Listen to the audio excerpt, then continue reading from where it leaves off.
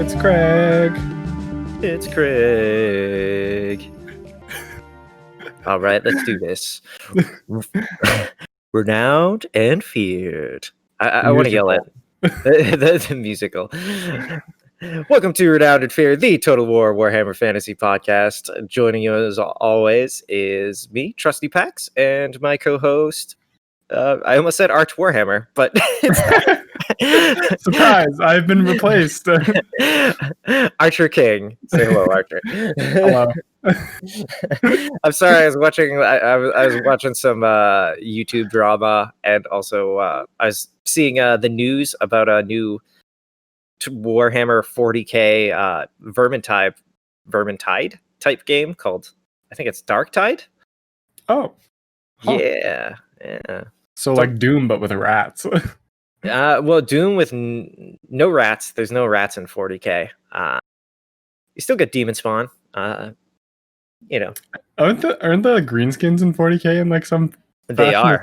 Yeah, the greenskins are definitely in 40k. That's fucked up. I mean, That's orcs with guns. You know, pretty scary. Mm-hmm. No more stabbas or choppas. They still get those too. You know.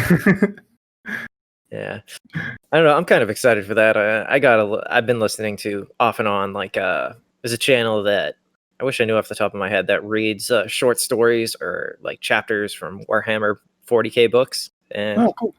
Yeah, it's pretty cool stuff. Mm-hmm. I'm just not I haven't seen any games yet from 40k that I actually want to play. So this Dark Tide thing could bring me in. You know. Mm-hmm. Yeah. Anyway, today we're covering Tehenhauin, the prophet of Sotek, who is not in space. Who is not in space. He's in the jungles of Lustria once again. That damned, forgotten place that we thought we had escaped, but we were drawn back to it. It's only damned and forgotten when you're playing as Marcus Wolfhard. No, it is definitely. It may not be forgotten, but it is a hellhole as Tehenhauin. Archer, why don't you ask me the question right before you asked me? Before we got Craig in here, just okay. So we have some context. Yeah.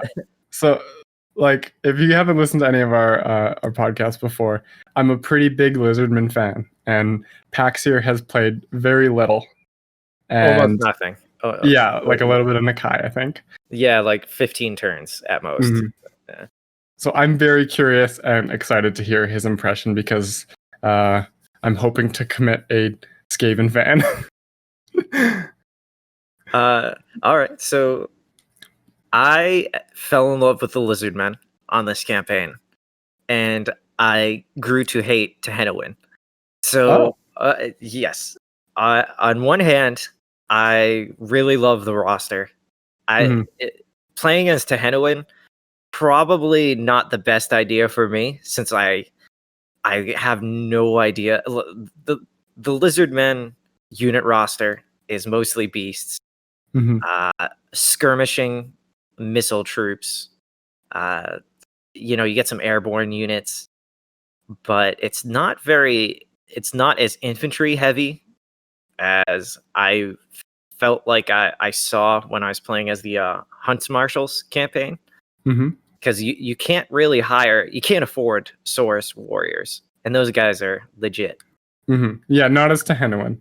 In retrospect, like halfway through the week, I was like, maybe we should have gone with like Gorok because he's super easy. Yeah, I'm thinking to like break you into that. I think he gets like upkeep bonuses, so like Saurus are not super expensive. Tehenhauin's the hardest one and like the worst for actually breaking you into what's good about the Lizardman. No, I mean, I did probably. I lost probably 3 times in total. Okay. I started Vortex or Mortal Empires? Vortex. I didn't even touch Mortal Empires, man. Okay. If you knew how much time I dedicated to this one Vortex campaign, and I still lost, it's embarrassing. Okay. Well, I'm asking because I honestly think that Mortal Empires is a lot easier than Vortex, and shorter, actually. I believe it only because in the Vortex campaign for Tehenhauin, you are collecting I guess they're tablets to complete the ritual. and Nagarond was far, he was like 3 rituals ahead of me pretty much the whole time. Yeah. You don't have easy access to any cities that generate those plaques because Gorok got to one of them Okay. before I could too. And that was at the kind of like the east coast of Lustria where Clan Scryer comes around. Okay. Yeah, that's fairly far north though too. It is, but you only have the one that's like, the Vortex campaign with Tehenhauin. You're on the southern tip of Lustria. You get the Ratmen. I forget. It's one of those no-name tribes. That just meant to die. So you got the Skaven clan to your west. You get Clan Pestilence just over the mountain range to your north, and they're coming. It's just a matter of time. Daddy is here. Yeah, really it's up to, I think, RNG depending on how quickly they get to you. I think so. Well, yeah, I think so. Yeah, because like one time they sent it might not have been a full 20 stack, but it was like in the ballpark of like 16. They kind of backdoored me, and I had to turn right around because they started besieging your capital. And you know how most campaigns they set you up with a nice easy battle where where your army is kind of out there. You get your special starting units that are usually a little OP in the beginning. And you got a nice little Skaven army to fight. But no, I could not win that first initial like tutorial battle. Tutorial in air quotes because it fucking wasn't. I would have to constantly fall back. Like if I fought that battle and still managed to win it on normal battle difficulty, again, this was on very hard normal. If I won that first battle, I was so beat up that it didn't even matter because I'd have to fall back and rehire a bunch of shit anyway. So basically, I would just turtle in my main settlement right off of turn 1, start hiring skinks with javelins, and just that no-name Skaven tribe would basically lay siege to your capital within maybe like 5 or 6 turns, somewhere in there, with a stack and a little sometimes extra. 2 I had. yeah, it'd be like a stack and a half for me most of the time, but at least 1 full stack. And yeah, what a hell of a start, man! It's up there with like Marcus's start. I played the Mortal Empires shortly before we started this podcast, so I was kind of familiar, and I ran through it again this time. But I was surprised at how hard the beginning is, because that Skaven clan is ridiculous. Like like the first battle actually isn't that difficult. Sorry. Okay, big man. I'm definitely not going to share the screenshots that I have of me winning that battle with like 12 losses. I don't know what the fuck you did, man. Target the plague monks. I guess so. Keep in mind, everybody, I don't know lizard men, so this was me learning. Yeah, I'll give you a break, because I'm sure next week I'm going to be like, how the fuck do you what do you do with Skaven slaves? Anyway, yeah, tell me, you were going on about the just the difficulty you were talking about the Mortal Empires, right? Well, Mortal Empires, I was just saying, is like fairly straightforward, and it can be a little dicey in the beginning, but once you get a couple settlements, you pretty much start to roll a little bit, because it's fairly easy to get the first.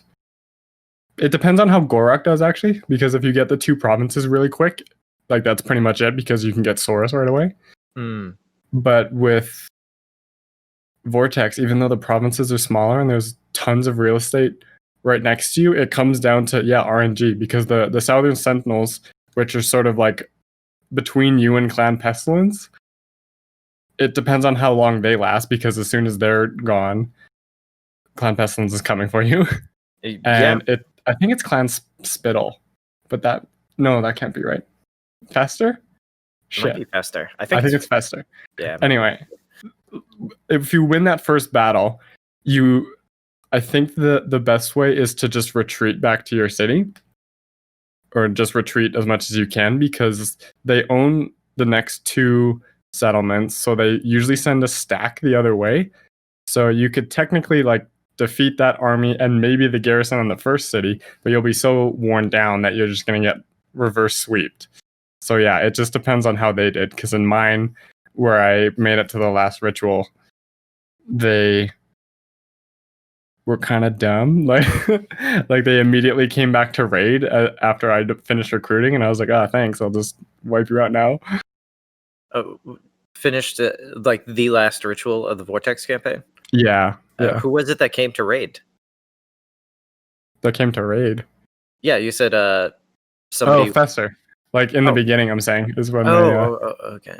Yeah, the one I'm just saying the campaign that I actually completed, they were kind of dumb.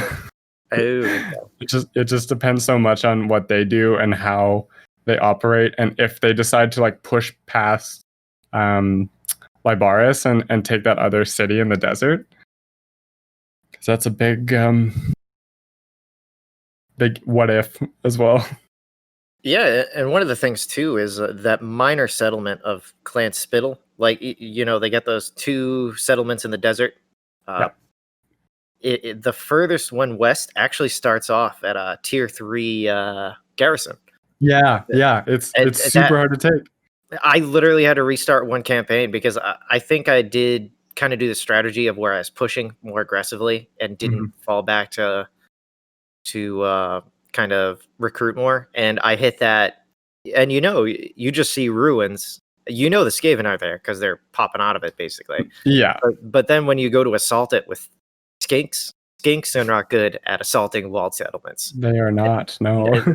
Skinks are pretty much good for dying, I discovered. That's about it.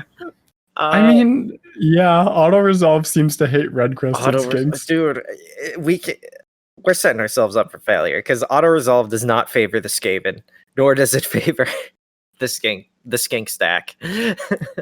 No, it's like, oh, you brought some skinks. You have almost no red in your bar. Oh, you have a decisive victory, but you lost 2 units. And I'm like, oh, thanks. That's really nice.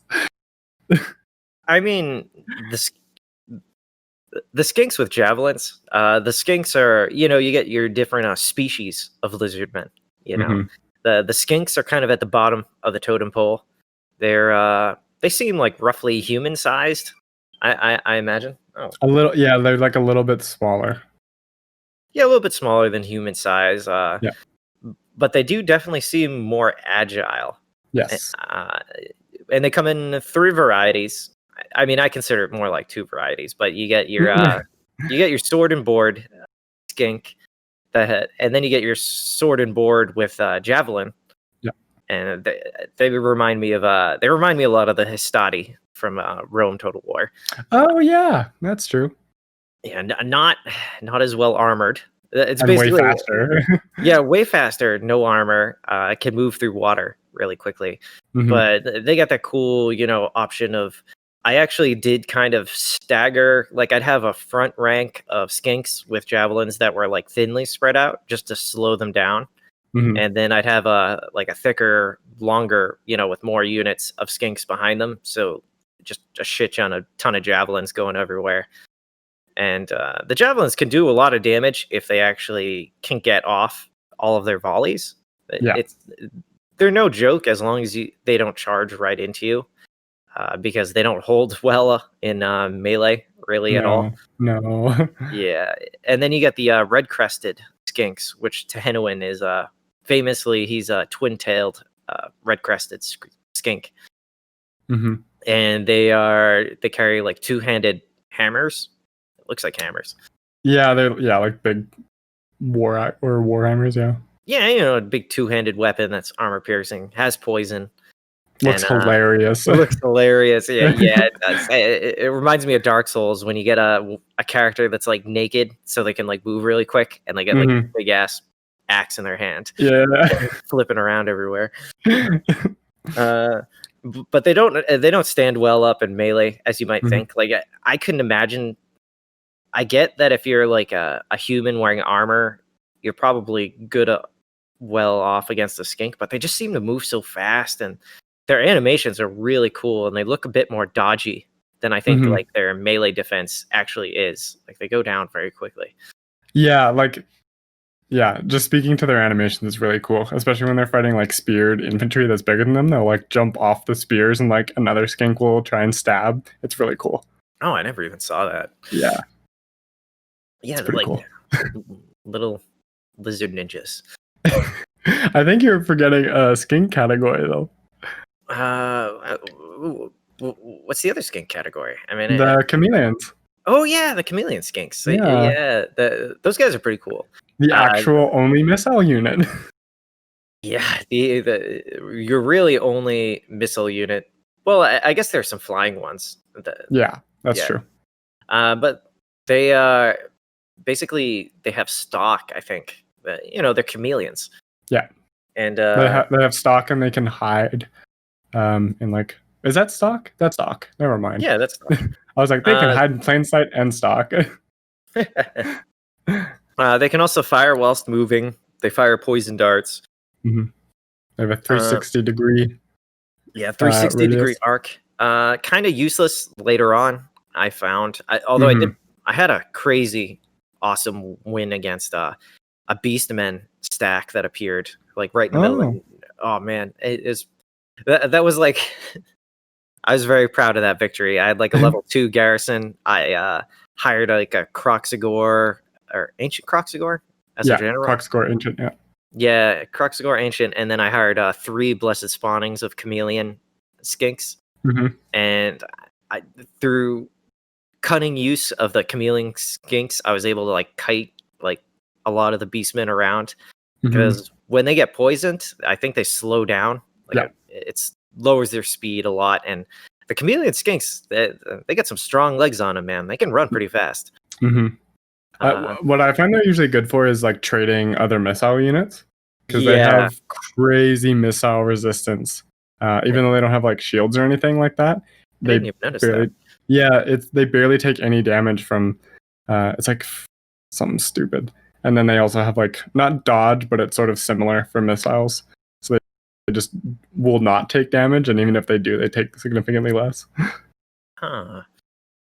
I mean, I guess that makes sense if you're trying to aim, even if you know where they are, maybe because they're still blending in.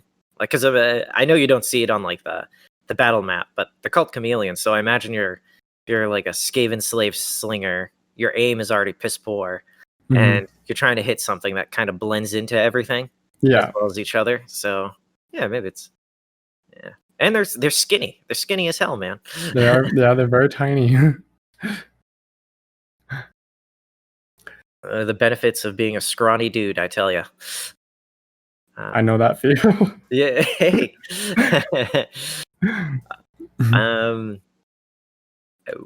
Do you maybe want to talk about Tehenhauin's origins before we move into like the intricacies of Saurus?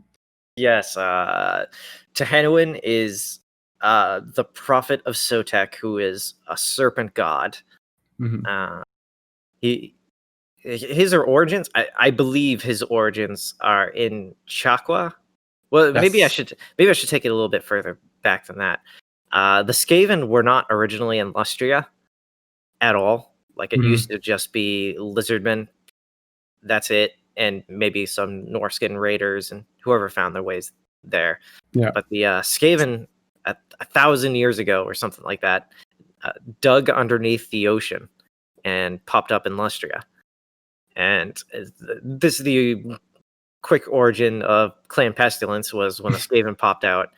Lustria is a pretty inhospitable place, and tons of Skaven were dying from the disease in the jungles. And they prayed to their horned rat god and received the blessings of filth, and they became even more poisonous and disease-ridden than like the actual native wildlife of Lustria. And began to counteract that. So Chakwa was it's a city somewhere in Lustria. I can't remember. It's like, isn't it where like it's very Gorok central is? actually? Yeah, it's in the middle near Gorok. Yeah. So the city of Chakwa, which was kind of like the main city of this species of skinks called the red-crested skinks. They're other than being specifically red crested, they're definitely more warlike, as skinks are kind of like the worker priestly. I mean, not like super priests like the Slayans, but they're definitely more like craftsmen and traders and hunters. Not usually known for their battle prowess, but these or skinks aggressiveness, yeah. or aggressiveness. Yeah. They're a lot more cowardly, But these red crested skinks love to fight. And the city was under siege, and I think even though they did break out, like Tehenhauin found the prophecy of Sotek inscribed on these tablets beneath the city, and it foretold the coming of the god Sotek, which is a giant serpent, and how it would basically consume all the skaven on the planet. Or just eat the horned rat. Yeah, it would eat the horned rat himself, where it would be digested over thousands of years inside its stomach. So, it's a pretty badass god. Yeah, it's a pretty badass god. I was reading too, like, so Tehenhauin broke out with his red-crested skinks. The city was kind of like lost, like even though it was a Pyrrhic victory. I think the way I read it. They ended up abandoning the city because even though they won, there's pretty much nothing left. It's still disease ridden, yeah. Yeah. And these diseases specifically, I guess, affected the skinks more than the saurus as well. Yeah. So the saurus and the Slan, which are the top tier class, those big toad guys on floating chairs. Mazdumunde, I'm looking at you. Yeah. Nobody cares about the skinks, man. But Tehenhauin and Sotek does. Yeah.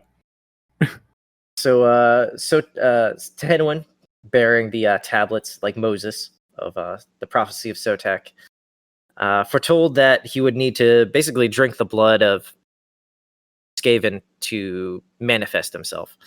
So Tehenhauin took it upon himself to rally what was left of the red-crested skinks and all skink kind, and go on a holy crusade of purging Lustria and eventually the world of all skaven.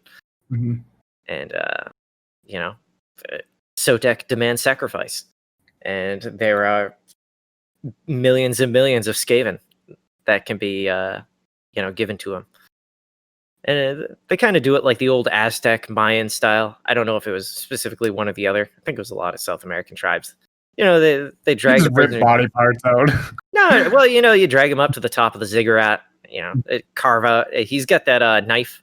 I don't know the name of it right off the top of my head, but he's got a. I think it's just the dagger of Sotek, to be honest.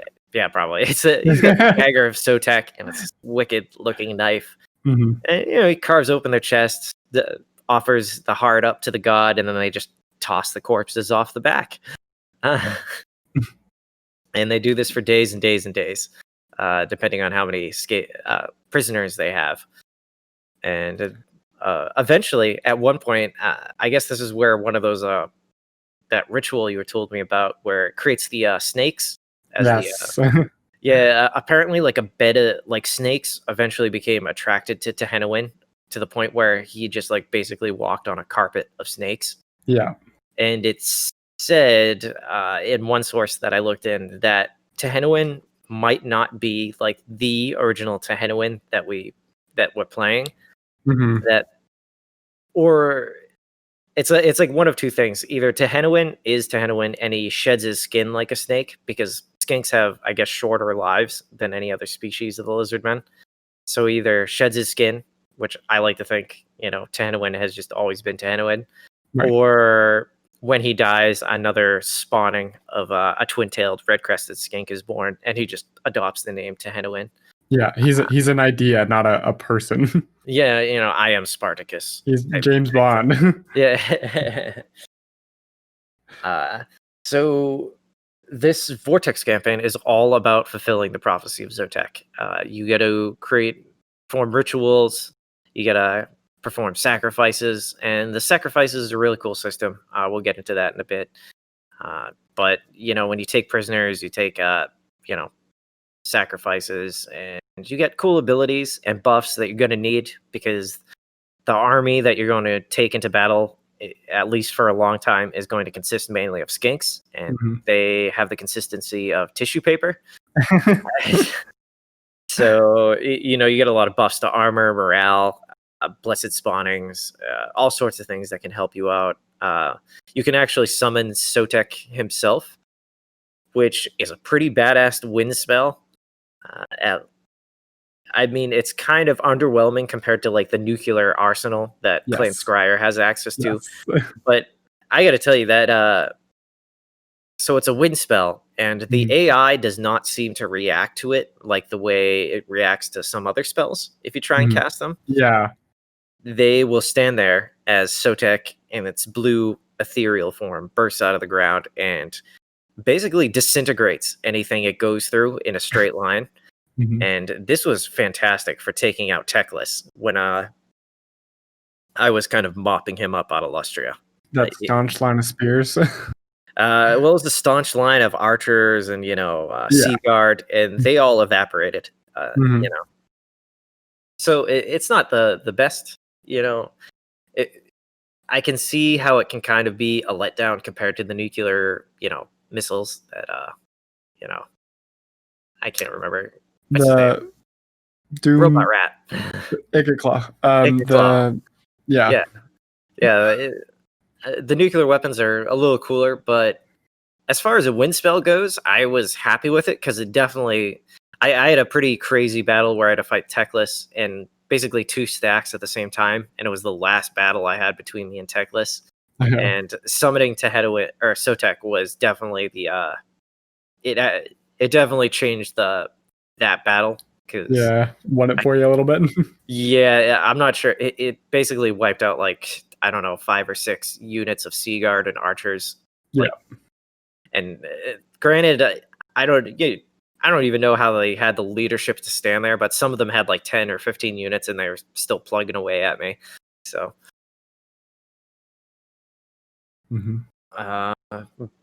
but I don't know what else there is to say about your lizard man Moses, and you're spreading the good word of Sotek. I think it's worth bringing up that he was sort of disregarded by most of the Slann. Like they weren't allowed into the cities to actually sacrifice their captivity. Wow, why can't I think of that word? Captives. There you go. I was like captivities. Because they didn't want to bring like the rats or the disease into the city, which is kind of fair, but it made the skinks feel like they weren't really being recognized, so they started doing it themselves. Yeah, and the Slann even recognized like that they were fulfilling a prophecy. Like certain things were coming to pass that proved Tehenhauin was correct about the the prophecy of Sotek. Yeah. And you're right, they kind of slowed down the return of Sotek because of their disregard to the skinks.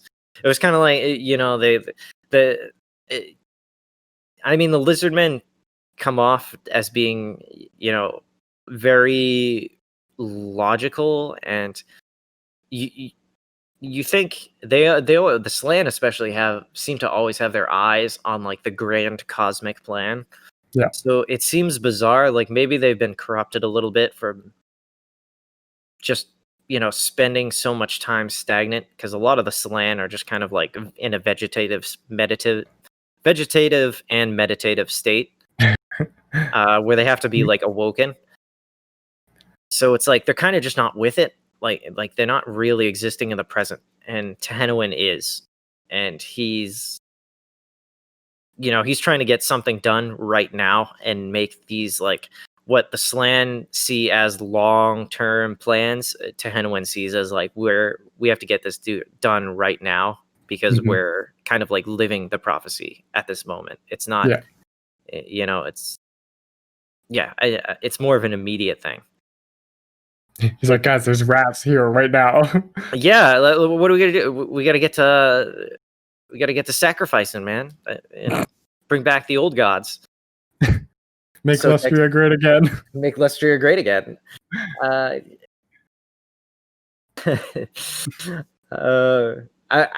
don't know.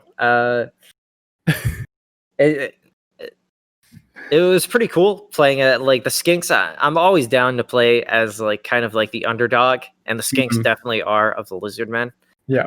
But I was just kind of let down by, even with fully upgraded skinks and, you know, with your rituals, you know, they're not.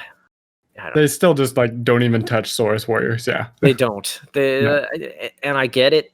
In a way, it makes sense. But I was kind of hoping with Tehenhauin, they might approach them. I think honestly, like even just game wise, a lot of it would be solved if they made like red crested skinks with great weapons, red crested skinks with sword and board. Like that would like sword and board, or even like sword and spear, sure. Because then you have like a frontline infantry. Because the great axe are really good damage dealers, but they just don't hold and they don't last. So you effectively don't have a front line until you get through the first part of the prophecy. No, and I tried to really stick to the theme, and I just like refused to put Saurus warriors into his army. So yeah, like eventually I upgrade it to like beast, because then there's still like skinks riding on it, and I'm just like, okay, that's fine. No, I definitely did beasts all the way. Like I had salamanders, you know, ancient Dread Saurian, that awesome beast at one point. Did you ever get Shredder? No, I never did. My dude. I was kind of the Nagaron completed the final ritual before me. Okay.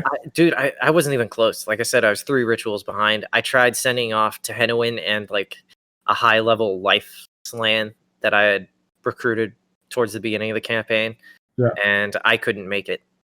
You know, I hired you know, you can hire those intervention armies. Right. I hired like the most expensive one, and it spawned a lizardman army, which immediately started taking attrition, and it just sat outside of a city until it died. It did. Fuck yeah. Yeah, I know. Good job, this bitch.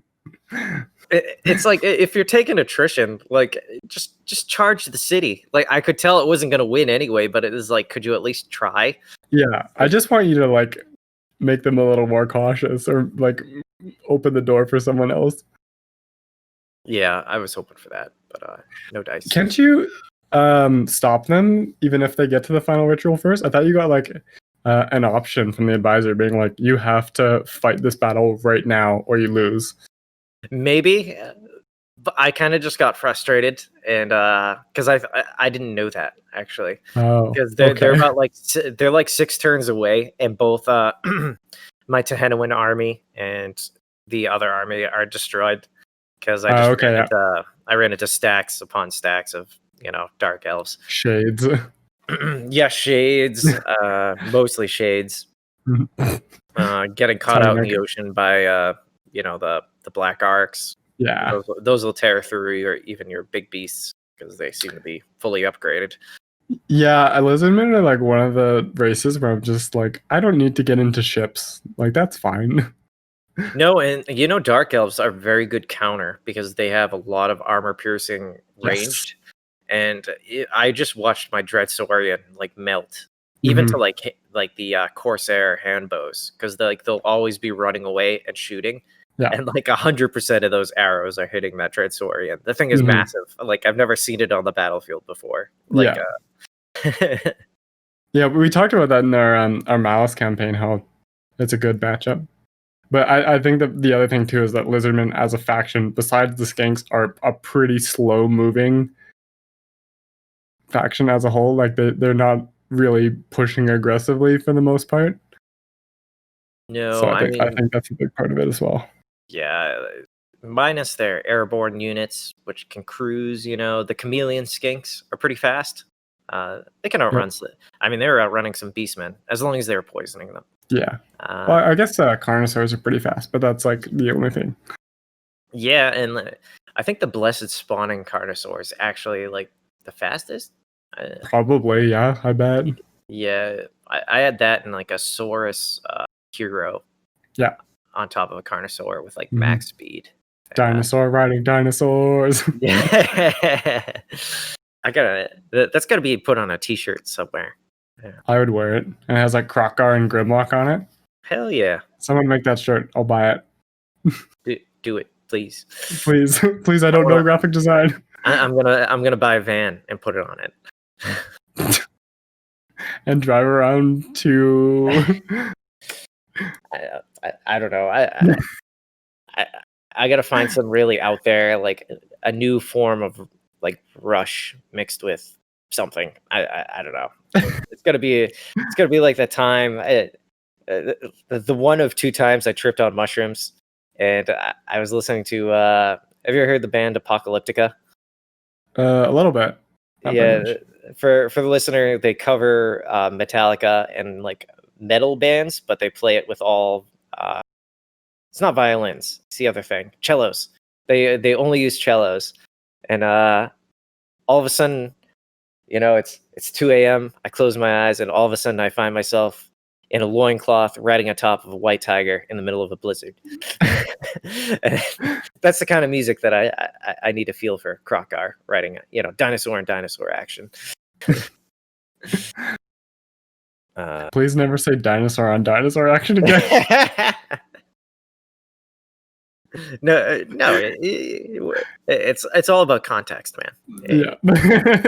I saw it in a rap video. I don't know. That's what I used to say when I used to talk about stuff. Yeah, I think that's pretty much it for Tehenhauin. There is like sort of a final battle sort of thing, but in the end, we kind of cover that it's unknown what his end state is. Yeah, well, I mean, they do push them out of Lustria, I think, skaven. Well, like partially. I don't know if the game just ignores that or if they have a different sort of idea. I don't know. There were no more skaven in Lustria by the time, like, I guess, gave up. Yeah, because they got into the sea on some like shitty boats, and then apparently Sotek chased them, but all the way to the Southlands. Yeah, apparently, they weren't there, so they don't know. They're just like, oh, everyone's gone. Better come up with the best possible scenario that could have came from that. It's kind of like those doomsday cults. Sotek's coming, guys. Sotek's coming. Any day now. So I guess let's hit up these race attributes because we never touched on the lizardmen before. So geomantic web. I'm just gonna sum this up as you get your province commandments. Everybody's got them. We all know them. Familiar with them. The lizardmen have special though. Is there's a special system where you're kind of linking major settlements to each other, and your commandments start off kind of trash. Like it's they don't have a huge effect, but as you build up these like. I don't know what the actual building is. They're like a temple, a geomantic temple or something. Yeah, it's like a geomantic marker. Yeah. You build those up, and as you connect cities with each other, it greatly enhances the powers of your commandments. So really what this amounts to is just having at least to me, was really fast research rate a little further on. Because once your settlements reach level 5, there's really no reason not to focus on research rate. Yeah. For me, this is the only thing about the lizardmen that I think needs touching up on, because it's pretty lackluster and only relevant in the late game when you have like several settlements or several provinces. Sorry. Yeah, the thing about the lizardmen I noticed was it seemed. They kind of remind me of the dwarves a little bit in that your growth your growth is definitely more than the dwarves, but not a huge amount more. No, it's not very fast. You pretty much have to invest in it always. Yeah, always have to invest in it. And it when you get the opportunity to research rate for research at growth kind of bonus, always take that. Because it takes a long time, and when you only have access to those lower level, skinks, and it doesn't help you very much. You're dependent on blessed spawnings, and because I definitely used that ritual that gets you an army of beasts. Oh, the Rite of Primeval Glory, yeah. Right, I basically disbanded every unit in it because I couldn't afford it except for a Carnosaur. So I spent all that money You just for paid 12 grand for a Carnosaur? You damn right I did. I needed some unit variety, man. Oh I my couldn't God, afford what? anything else. The Feral Stegodons are still solid. Yeah, well, they're the Triceratops, right? Yeah. Yeah, well, I wanted a Carnosaur, man. That's what I Well, wanted. well, I wanted one. See, I don't know what's good with what. Like, I hear of the Legend of Total War. I was talking about the Stegodon Doomstack, and I'm like, I don't know. I want a Yeah, T-Rex. like absolutely, the Stegodon Doomstack is a thing, but he jerks that off way too much. Like, I don't want to play with just like 10 stacks of like I just have 4 herds of Stegodons led by a frog in a chair, and it just steamrolls everything. When you put it like that, it does sound very effective, but also not very fun. Yeah, it's super, like, it's very min-maxy, but it's just kind of heartless for me personally. I will do that, and I did do that in this campaign because at some point I just want Skrulk to go away, but for the most part I'm still holding my plaque and shaking my curved dagger. Yeah. I mean, on Legendary though, you really gotta be cheesy. Like I get like when I see people criticizing him in the you see people criticizing him in the chat room. This is weird to talk about, but they'll be like, "Oh, Archer Doomstack for the High Elves," and I'm like, "You really have no other fucking options, dude, because your spearmen are useless. You might as well put toddlers out there with sticks. Like that's all good they're gonna do for you." So I do get it. Like I can't even imagine trying to use skinks on Legendary. Like a strong breeze would roll through, and they'd all just run and die. I think for the most part, it's like just the skinks with javelins for as many turns as it takes until you can get decent units. Swords are still expensive, even even still. And I wanted to lead, an army of skinks because that's what he is. Yeah, especially with the bonuses he gets to them. And it still doesn't amount to much, man. It does, but it makes them like somewhat viable into like the mid game. Yeah, into the mid game. Yeah. That's about it. Anyway, other race attributes, especially like how I just changed that right there. Special spawnings. You get missions here and there that are pretty cool. Usually it involves taking a number of sacrificial victims, and you'll get access to a different menu from the Regiments of Renown. These ones you do not have to pay to hire them. I think it's just all zero towards hiring. You still have to pay upkeep. Yes. And they're definitely unique. Like I was speaking of the special spawning of the Carnosaur, and it was noticeably faster. Yes. I know it definitely had a higher speed. I'm not sure about all of them. They were kind of my oh shit button. Yeah. When somebody was backdooring me, or the Beastmen just decided the computer was like, "Oh, he's doing well this playthrough. Let's drop a full stack of Beastmen." Wait, that's not right. Yeah. So, very useful, because those Regiment or Renown units kind of take a while to unlock. You need to get, get to a sort of high level to get some useful ones. Yeah. It's kind of funny that I'm reading it right now. The last race attribute is about the beasts suitable for every task, though some are so ferocious they may lose control and charge ahead. And this is a problem. Not a huge problem because you have ways to mitigate it, but you lose control of your your bestial units a lot. If they take the Carnosaurs, it doesn't take much damage. They just go out of control, right away. Yeah, they just are kind of spazzy.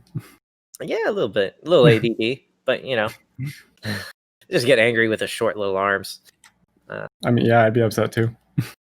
And it takes a lot of calories. I'm pretty pissed off when I'm hungry. So. Yeah, to be fair though, the Carnosaurs are usually eating as they go. Yeah, they are. Yeah, very beast heavy faction. So a lot of fun there. Yeah, endgame lizards is just you deploy 20 units essentially, and it's just like there's 20 people on dinos, so that's it. Yeah, it always drove me nuts when I was on the receiving end of like I just see the raw numbers. Like I think when I was when we were the Tomb Kings, when I was Cetra, I think I went up against I had one of my backup armies against the last defenders, and I just like in raw numbers, I was like, oh, like there's only like 25 of them on the battlefield, and I just got absolutely wrecked. Resolve your drug. Yeah. Oh no! No, I tried fighting the battle, in person because I thought it was going to be easy, but they don't have armor piercing archers until you get to the Ushapti, and you need armor piercing to take down those beasts. Otherwise, they just kind of shrug it all off. Yeah, that's one of the things when we were playing as Tomb Kings, where I was just like, I don't want to mess with you, tic-tac-toe, because I can't do anything about you. No, I definitely made peace with them in that campaign. I think on my final run through of that, fighting the Lizardmen as the early Tomb Kings is not fun. Nope. It's not even doable. Not really. Not really, no. So on to faction effects. This is one of the huge special things that came with the DLC of the Prophet of the Warlock was this sacrificial system for Tehenhauin. Every time you win a battle, you can choose to either take captives, which will also increase your replenishment, or you can, I guess, sell them off, execute them for experience or whatever. But take those sacrificial offerings, man. It's the weird thing is it's always the same number, which kind of bothers me. But it is helpful when you fight like a little rebellion army and you get, the same number of victims, I guess. Because you rely on these magical gifts of Sotek, like hardcore, throughout the campaign. At least if you're me. Yeah. They get you access to certain, special units. They get you access to spells, armor upgrades, leadership.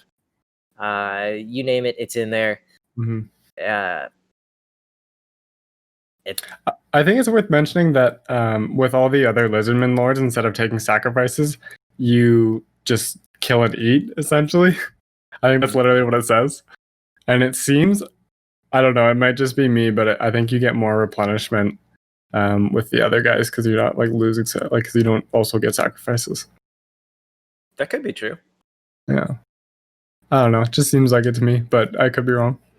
No, you could be right there. I don't know. I don't know anywhere near as much about the Lizardmen, and it makes sense. I mean, you don't. They belong to Sotek. All the skaven slaves. Yeah. This is the real thing that cripples you in the early game. It's upkeep 200% for source, infantry, temple guard, anything source related is 200% upkeep. Yeah. So if you good luck even having one unit of those, because if you like hire one unit of source, you're essentially like giving up 4 units of skinks. At least, yeah. It's not even worth it. No, at all. Not even as backup. It's a good way of making you use skinks. It's you could either get I don't even know how many skinks are in a cohort, but 120. Okay, you can get 460 or whatever skinks. Yeah. Or 1 unit of source. So. Oh, sorry. Were we saying source or skinks? Because source is like 75. No, skinks. Because okay. I was just comparing like skinks to source. Oh, okay, gotcha. But yeah. So until you complete stage 1 of the prophecy, don't even think about getting source. I mean, you can think about it, but I don't know. You're really fucking yourself over. One thing that really bothered me too is that you start both on Mortal Empires and Vortex with the source building, but not the skink one. So you have to demolish it and rebuild the one you need. Yeah, why? That doesn't make any... I realize that too. I'm like never in a campaign before I mean, I know there are mid-max and motherfuckers out there who do that, but I usually... Like, you have to. What's the point of keeping that until turn 20 or whenever you unlock that, you know, I don't know. So weird. Yeah, especially with how slow Lizardman growth is. It's not even like you can be like, oh, I'll just wait a turn and not bother with that, and then I'll get some more units. And you also have to be recruiting first turn, absolutely. So you're stuck to even cheaper units because you have to wait 3 or 4 turns just to be able to get what you wanted in the first place. Like, No, well, I mean, you're stuck with just the skink javelin, man, because at least you could hire those off of, I think, like your main like province building or whatever. Yeah. Yeah, just the cohorts and the javelins, I think. Yeah, very frustrating. I don't know why they even have that. Whatever. I'm not in charge here. I didn't choose this. Didn't choose. I didn't choose the skink life. Skink life chose me. 75% off for the Rite of Sotek. Which, wouldn't you know it, buffs skinks. Oh yeah, that's the one. Yeah. Does it also make you better at ambushing? Is that the same one? Yes, and it also makes enemy armies take attrition. So really good right to have. It's actually, I used it more than probably any right I've ever used in, well, except for a Rite of Awakening, I guess. But for the Lizardman, I tend to use a lot more, especially with that one. No, yeah, you're right. I use the Rite of Sotek a lot, just because I was constantly. You're getting attacked on both sides, like you said. That like you get the Clan Spittle to your west, and also what's her name, Neferata? Kalita. Why do I call it Neferata? You got Kalita kind of so you get the Spittle to your west, Kalita to your southwest, who, you know, she tries. She did her best. Yeah, she did her best. And to your east, you get that high elf minor faction. You knew the name of them. I forget what they're called. I don't know. It's like the Citadel of Dusk or something like that. Yeah, something to Dusk. And then, but you also, to your east, because you get your, you know, that mountain range that's kind of protecting you to your north. But immediately that mountain range is the Spine of Sotek. The Spine of Sotek. This is my favorite faction. The Spine of Sotek dwarves, who are assholes, by the way. They got wiped out in pretty much every playthrough I did. Oh, okay. Interesting. Yeah. You got Lokir Fellheart, who immediately kind of allies with Clan Pestilence, which are both Yeah, that happened for me too. Something tells me when we play as Lokir, the Clan Pestilence is not going to be as receptive. No, when you play as Lokir, everyone, including other Dark Elves, tell you to fuck off. He's more lonely than Imric, like, by a fair margin, honestly. Pretty hopeless in the beginning. I don't know. I do like Lokir. We'll get to him someday. Yeah, I'm very excited for him. Oh, you do like him too? Lokir? Yeah.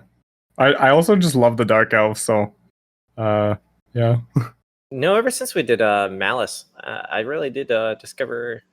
That's when I got really big into Hellebron as well, but never got around to Malekith. That one's good too. One day. Yeah. One day. So yeah, I don't know what my point was. You're stuck in this really awkward position. You don't have a lot of money because lizard men do not make a lot of money. Nope. Not at all. There are some resource buildings or settlements that are in your vicinity, but you really got to fight for them. And you will be fighting a lot. And even Teclis, who's further to your west, because I got in this diplomacy debacle where I absolutely fucked up my reputation diplomatically. Oh, okay. And it was so funny because it's like I got a non-aggression pact from Teclis, and the very next turn he just like went to war with me. Wait, he chose war and you got to be unreliable? No, well, I mean, I think I betrayed Kalita. Okay. Because I got a non-aggression pact, and I thought 10 turns had gone by. So I was like, oh, now's the time to strike. But I guess not. And literally the previous turn, non-aggro with Teclis, and he just declared war on me anyway, because fuck me, right? Because you're Tehenhauin. Because I'm Tehenhauin. But it's you're fighting really strong. Even Clan Spittle, like I mentioned earlier, their last settlement that you should encounter with them, it has tier 3 garrison. Even though it's a minor settlement, it's still got walls. Skinks are not good on walls, and that's all you'll be having. Yeah, and the big thing about the lizardmen when you're attacking siege-wise is that you want some like bigger dinos because they're pretty good in tight spaces, and you can like get lots of infantry around them, as well as being like siege attackers. The stegodons have the ability to take out towers really quickly. So yeah, you're pretty much just faced with throwing a bunch of skinks up on the walls, and Tehenhauin casts Flock of Doom a bunch, and that's pretty much it. Flock of Doom everywhere, man.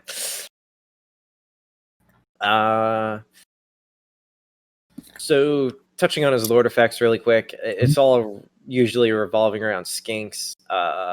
You get physical resistance plus 10% for skinks.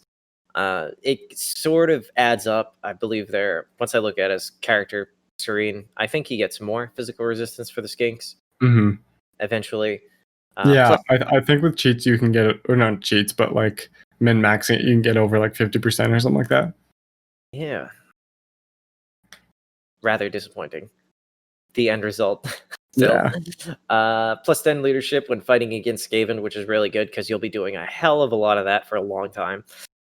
I think the thing is that even though skinks are somewhat low leadership, they still have way more than the Skaven. Like the Skaven are going to break first anyway. So I don't feel like that's a huge buff. And I seem to get a lot of like followers that did the same thing. It was like plus leadership for this unit against Skaven, like plus this much for the whole army. And I was just like, I don't need leadership. I'm a pretty high leadership faction. Yeah, I mean, there were points when some of my more experienced skink cohorts were like near unbreakable. Like there were a couple times where they're like fighting to the last, lizard, like we saw on the opposing side when we were the Hunts Marshals. So they are useful in that sense, I guess, because when you're fighting rat ogres are really fucking annoying, and javelins help with that for sure. But that's true. Also high leadership too, because they can cause a bit of fear. Yeah. And then you get Untainted +3, which also this was one of the first heroes where I kind of spec'd him out to be to spread Untainted. I don't really know how to describe it. Purify. Yeah, I spent all the points in the blue tree in that first tier on Untainted. Yeah, because Skaven corruption is very annoying. It really slows you down. That was the thing about this whole campaign that I noticed was my first successful, that was initially successful run through when I was kind of figuring out how to play him, I expanded way too quickly, and then if you don't have the major settlement of a province captured, you have to guess where the rebellion is going to spawn. So if you only own minor settlements, it could be any one of those minor settlements that the rebellion spawns. Yeah. And if you don't have a garrison, that means you just have to pick a settlement to stand next to and hope it's that one. And I never got it right. Yeah. I think that's what makes the Vortex harder than Mortal Empires, is just based on his start position. Just all the corruption and also having pretty much strong enemies on every single side of them. Yeah, because like with Mortal Empires, you're going to have to fight Luther Harkon at some point, which sucks. But you have a much easier time dealing with the Skaven right off the bat, to the point where it can be hard when you're in the second wave of or second part of the prophecy to get those like 3 battle wins against Skaven, because they get shut down pretty quickly. Yeah, there's a good chance Clan Pestilence might not even make it. Exactly, and there's 2 or 3 other like no-name factions including the one that you have to fight off the beginning. So once you get rid of that, depending on how everyone does around you, because Gorok is right beside you, it's just like who's gonna do better. But like eventually you're gonna have to fight harder stuff. It's just not in the beginning. Yeah. I mean, I can still see how the legendary Mortal Empires could be so difficult because you're like jammed in there. Yeah. In between a lot of people. Mm-hmm. And you do have some like immediate allies that cannot do very well. Yes, very true. Gorok, if he hangs in there, he usually becomes unstoppable. But I have seen him kind of go down at early on. So we get some cool additional starting units. The special high tier units that you have unlocked at the very beginning. We talked a lot about the red crested skinks, which are the great axe infantry. The skinks that hilariously carry around these huge ass weapons. I just like the fact that the actual like hammerhead is like twice the size of their head. Oh, I know, it's so awesome. And they're like skinny little arms are somehow holding this like shaft of it that's like thicker than their arms. Well, I mean, if you look at alligators, man, there's some big fucking alligators, and they did like if you look at their legs, I don't know, they look too small or too thin, like not meaty enough. Maybe because gator meat is stringy. I've never eaten gator. I've only been in Florida for a couple of years, so I haven't had that opportunity yet. I was in Florida for like 2 weeks and I ate gator. Yeah, well, it's because I live here now, and there's nothing special about it. I don't know. I want to eat a gator that I've killed. You know what I mean? Then it's worth it. Yeah, I want to see its life leave its cold, beady eyes. Anyway, so we get there. They get a frenzy on them, and they get. I didn't realize until I looked at like the actual like unit card that they had poison attacks as well. Yes. Yep. Very, very useful. They're pretty quick on their feet as well. Not the fastest around, but they are good flanking. All skinks are a little quick. And they do like good AP, so yes, they're solid. They're honestly solid. The problem is they're not a good front line. No, great flanking.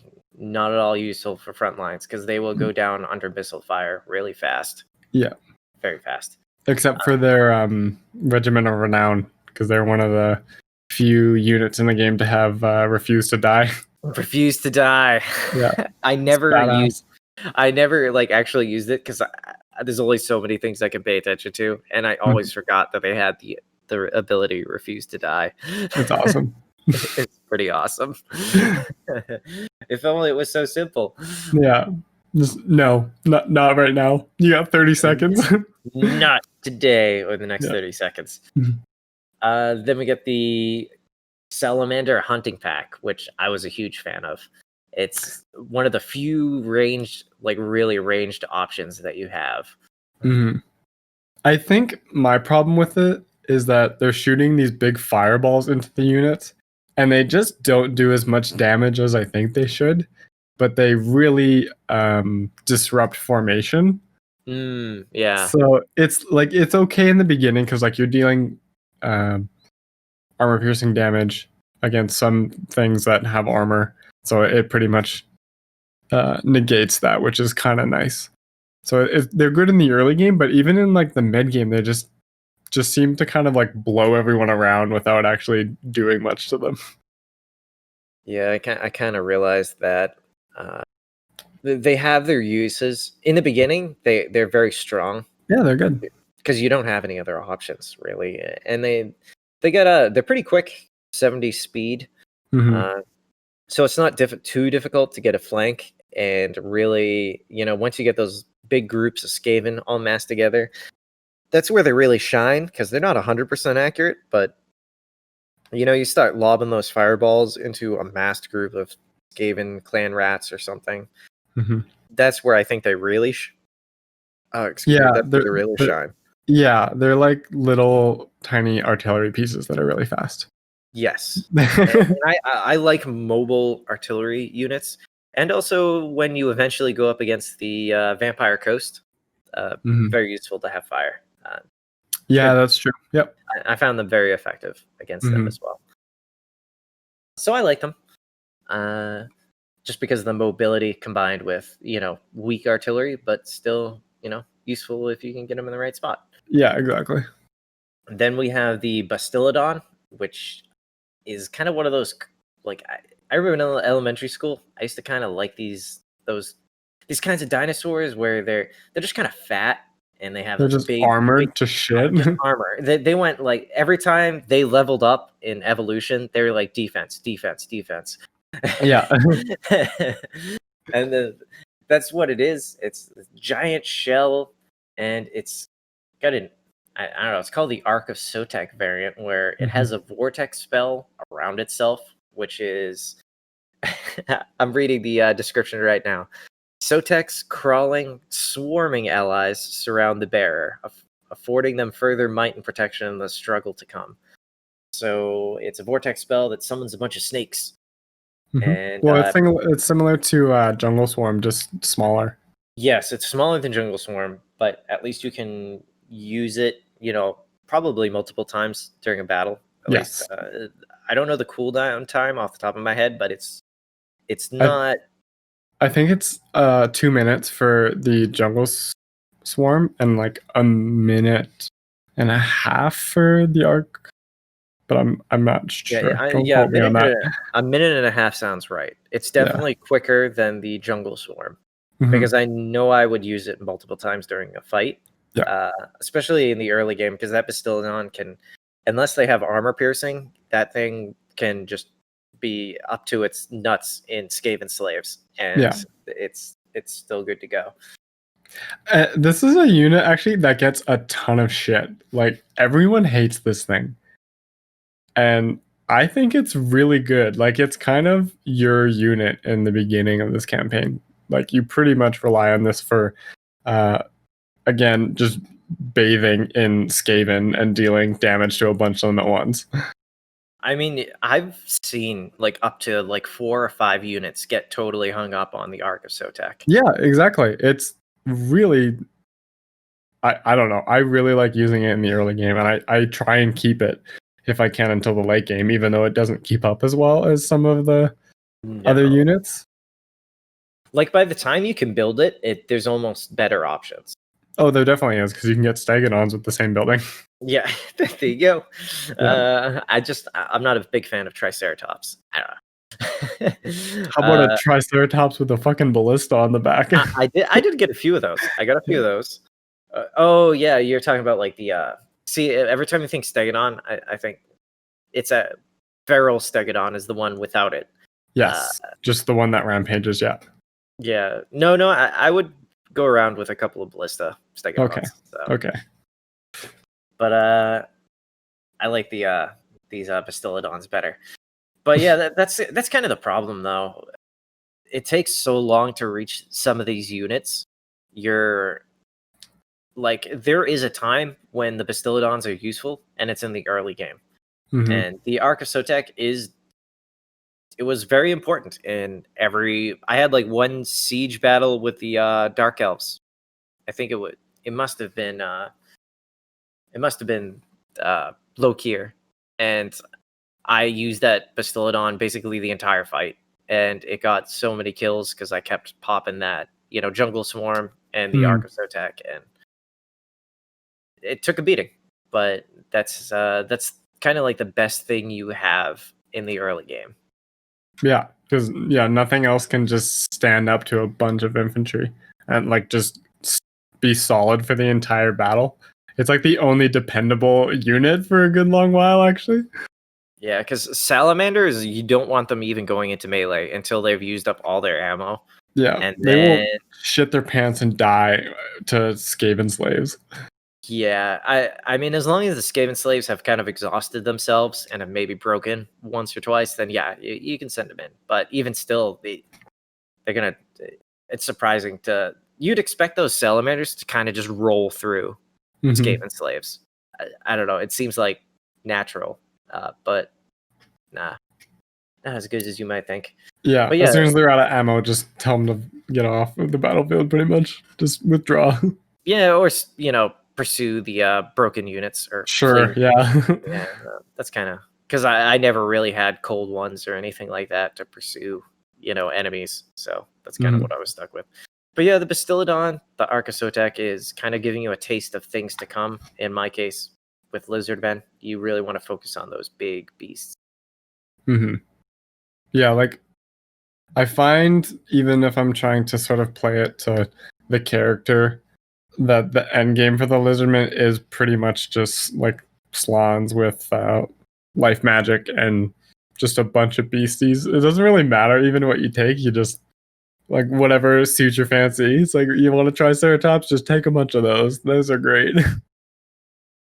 Yeah, that's one thing I got from watching, other players was Life Slam. There's no real reason to take any other one.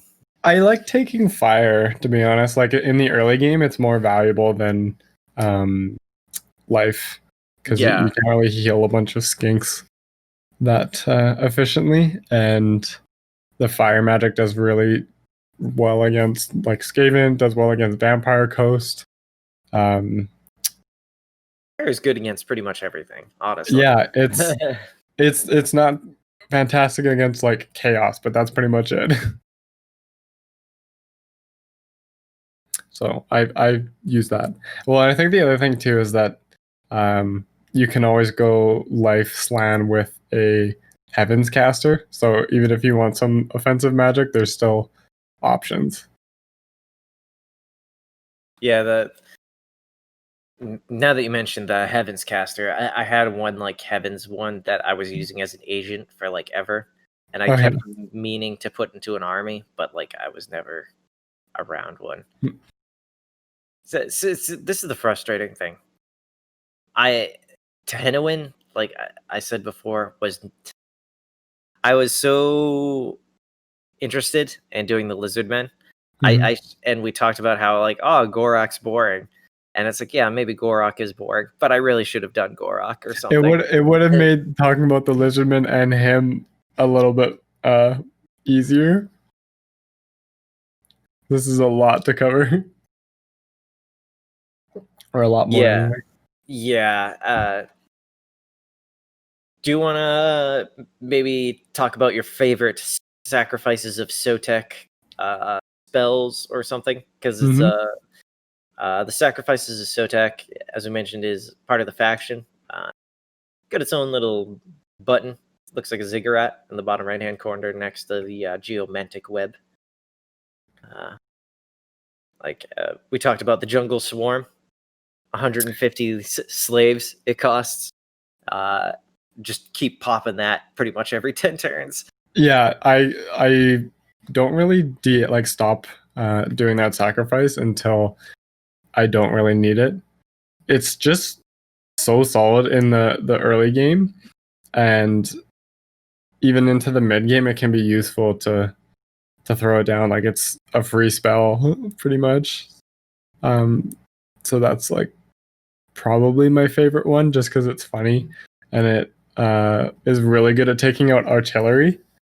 Or once you like with Skaven, if you get like a huge group of them and just throw that down in the middle of a group of them locked in infantry, like they will lose pretty fast.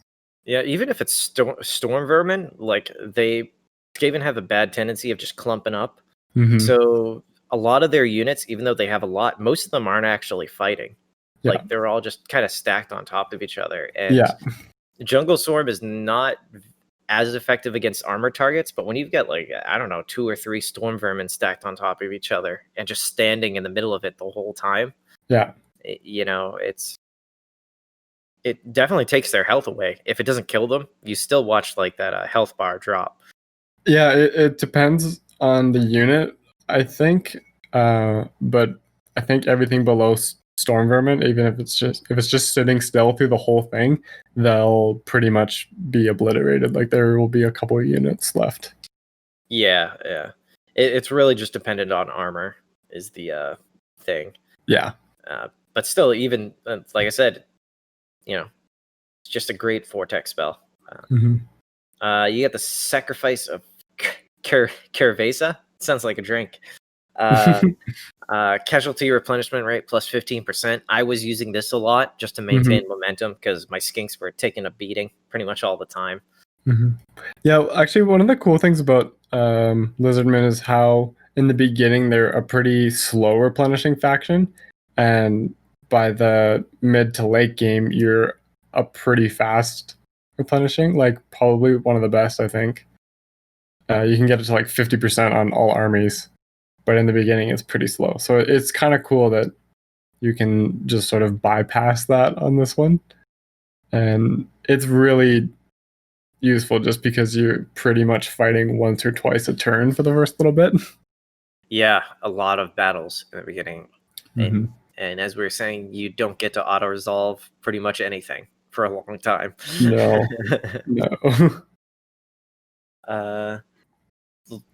You get the bottom tier, you get plus 10 armor for all units, plus 5 leadership for skinks.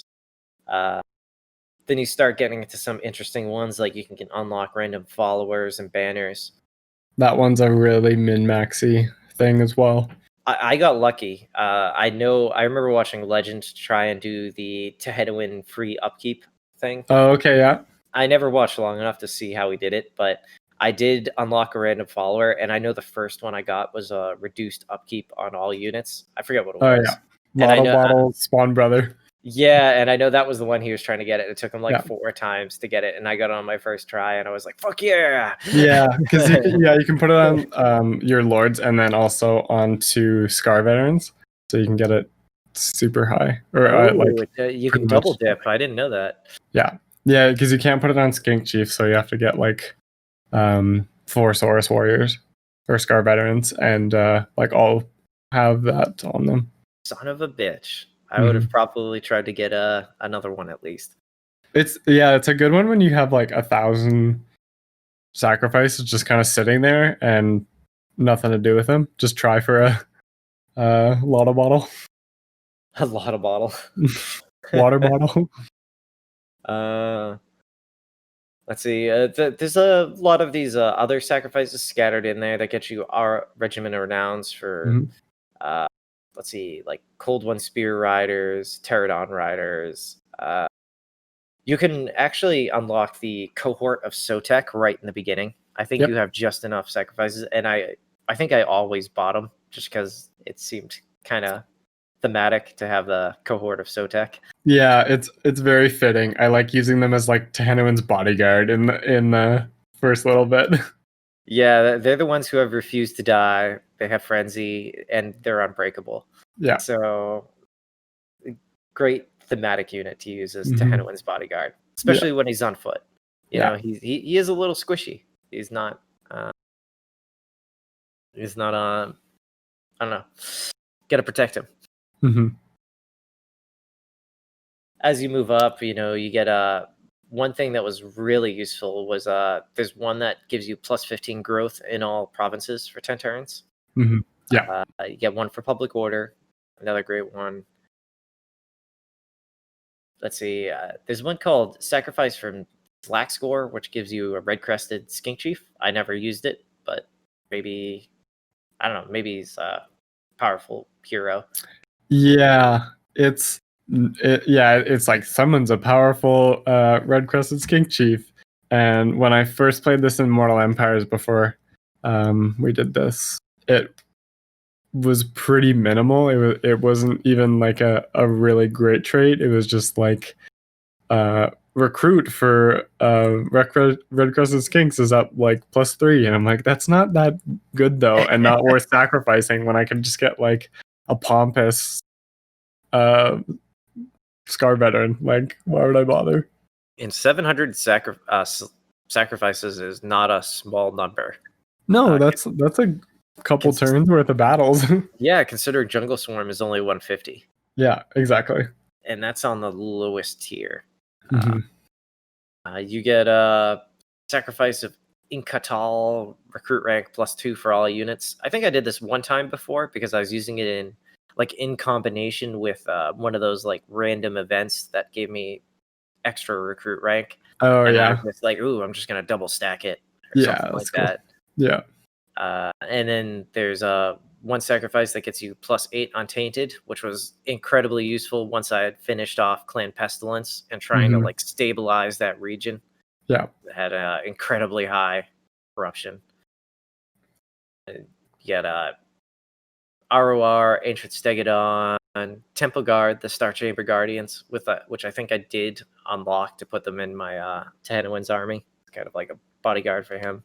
And then at the tippy top of the pyramid, you got the Great Sacrifice of Sotek, with a grand total of 1,000 sacrifices.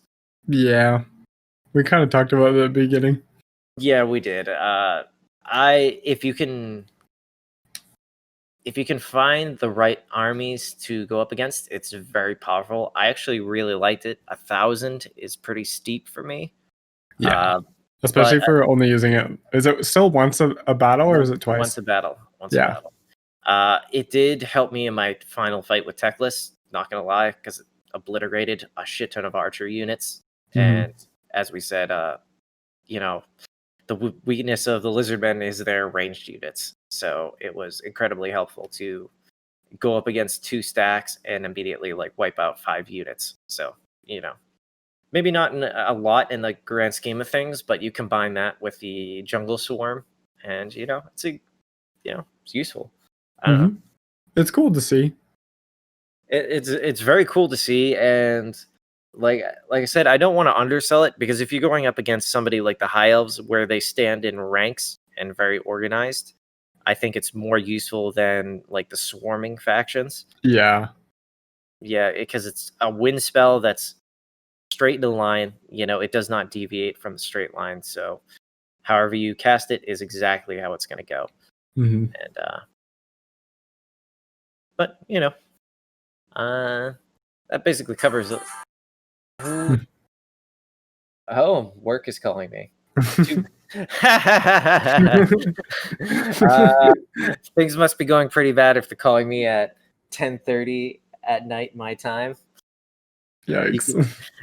You can eat a dick. I'm glad nobody knows where I work. I have an extremely vengeful boss.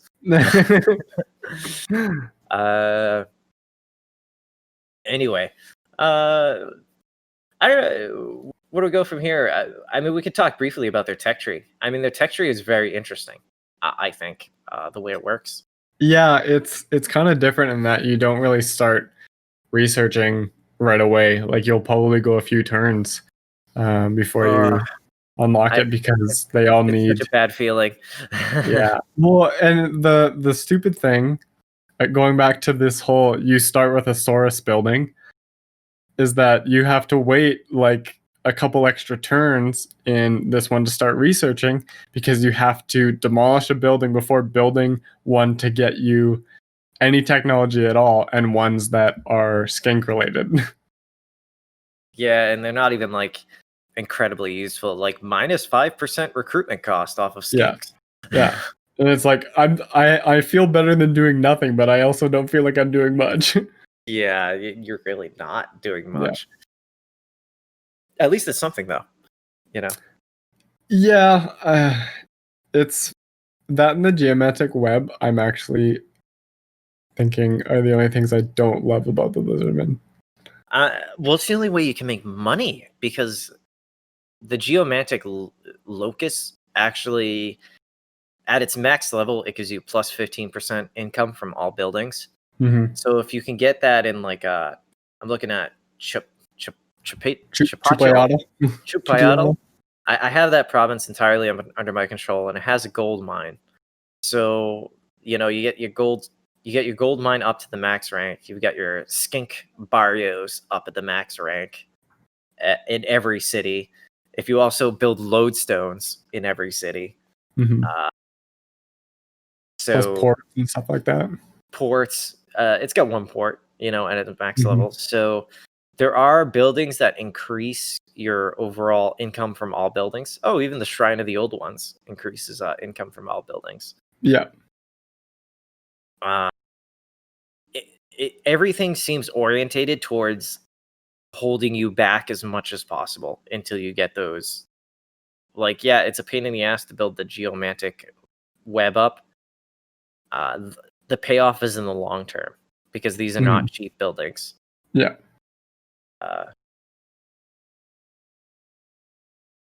And the lizardmen armies are not cheap to maintain. Oh fuck no! How much does a Dreadsaurian cost? Like 1,200, I think. And that's like prior to even having any like what do you call it? Upgraded. Let's see, Yeah. Dreadsaurian without having any upkeep bonuses. Like at least on my lord, it's 1,240. Holy shit! Yeah, so that's been taken down. Yeah, that's a lot of money, and 3,100 to hire. So, can you how much does Shredder cost? Like if you look in the regiments renown. Shredder, he costs 3,700 to hire and 1,480 a turn. I mean, that's if like I hired him on like a brand new lord. Yeah. No bonuses. Mm-hmm. So out of it, it's a lot of money. Yeah. Even the Saurian spears ROR is 404 a turn upkeep. Yeah. Welcome to Lizardmen, I guess. Yeah, Lizardmen. Yeah, I mean, you get what you pay for. I'm not gonna say you don't. Yeah. Okay? Everything is quality over quantity in this case. Another thing I wanted to bring up is I was not used to the building.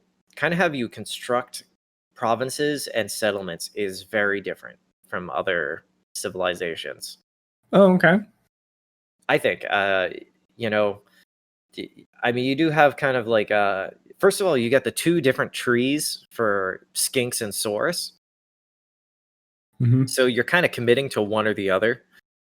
And the saurus themselves, you kind of have to build the what is it? They kind of have like a blacksmith building that you really have to build. It's called the Weapons Crafters Commune. Yeah, that's you actually it. have to. Yeah, you actually have to build that if you want to get 100% out of the saurus kind of chain, because that will get you access to the temple guards. And you don't even get access to a saurus scar veteran until tier 4, unless you get lucky on a RNG roll, which I did on my second playthrough. I managed to get a saurus scar veteran fairly early. Yeah, sorry, I totally just lost my train of thought. I mean, I was talking about the buildings, kind of how I feel like. Yeah. Sorry. The Croxagores, the ancient Croxagores, you can't build or you can't recruit without that building either. So you miss out on those guys as well. Yeah. It also unlocks technology too. Didn't realize that. Yes. Well, and you also get skink chiefs. Is skink chiefs part of the weapons commune, or do you have to build that? No, you don't. I don't think so. Nah. Let's see, but just to put it in perspective, there's a lot of different buildings. I mean, for that you're dedicating to. You got one specifically for cold ones. You got one specifically for pterodons. One's for skinks, one for saurus, one for salamanders into dreadsaurians. But the sacrificial altar of Sotek also gives you untainted and public order, and post battle loot faction wide. Oh, really? Yeah, Shrine of the Old Ones, which gives you just skink priests, but as you go up higher, more income around. The Beast Slayers, which give you access to kind of like the Carnosaurs and Bastillodons and stuff. The monster units, yeah. And what was it? The Ark of Sotek and the Edge into the Gods also need you to have kind of the same building chain as the skink priest to be maxed out. So there's a lot of these different building chain. There's more than just the what do you call it, the weapons crafters commune, or what I would call like the blacksmith. It's tied into multiple trees.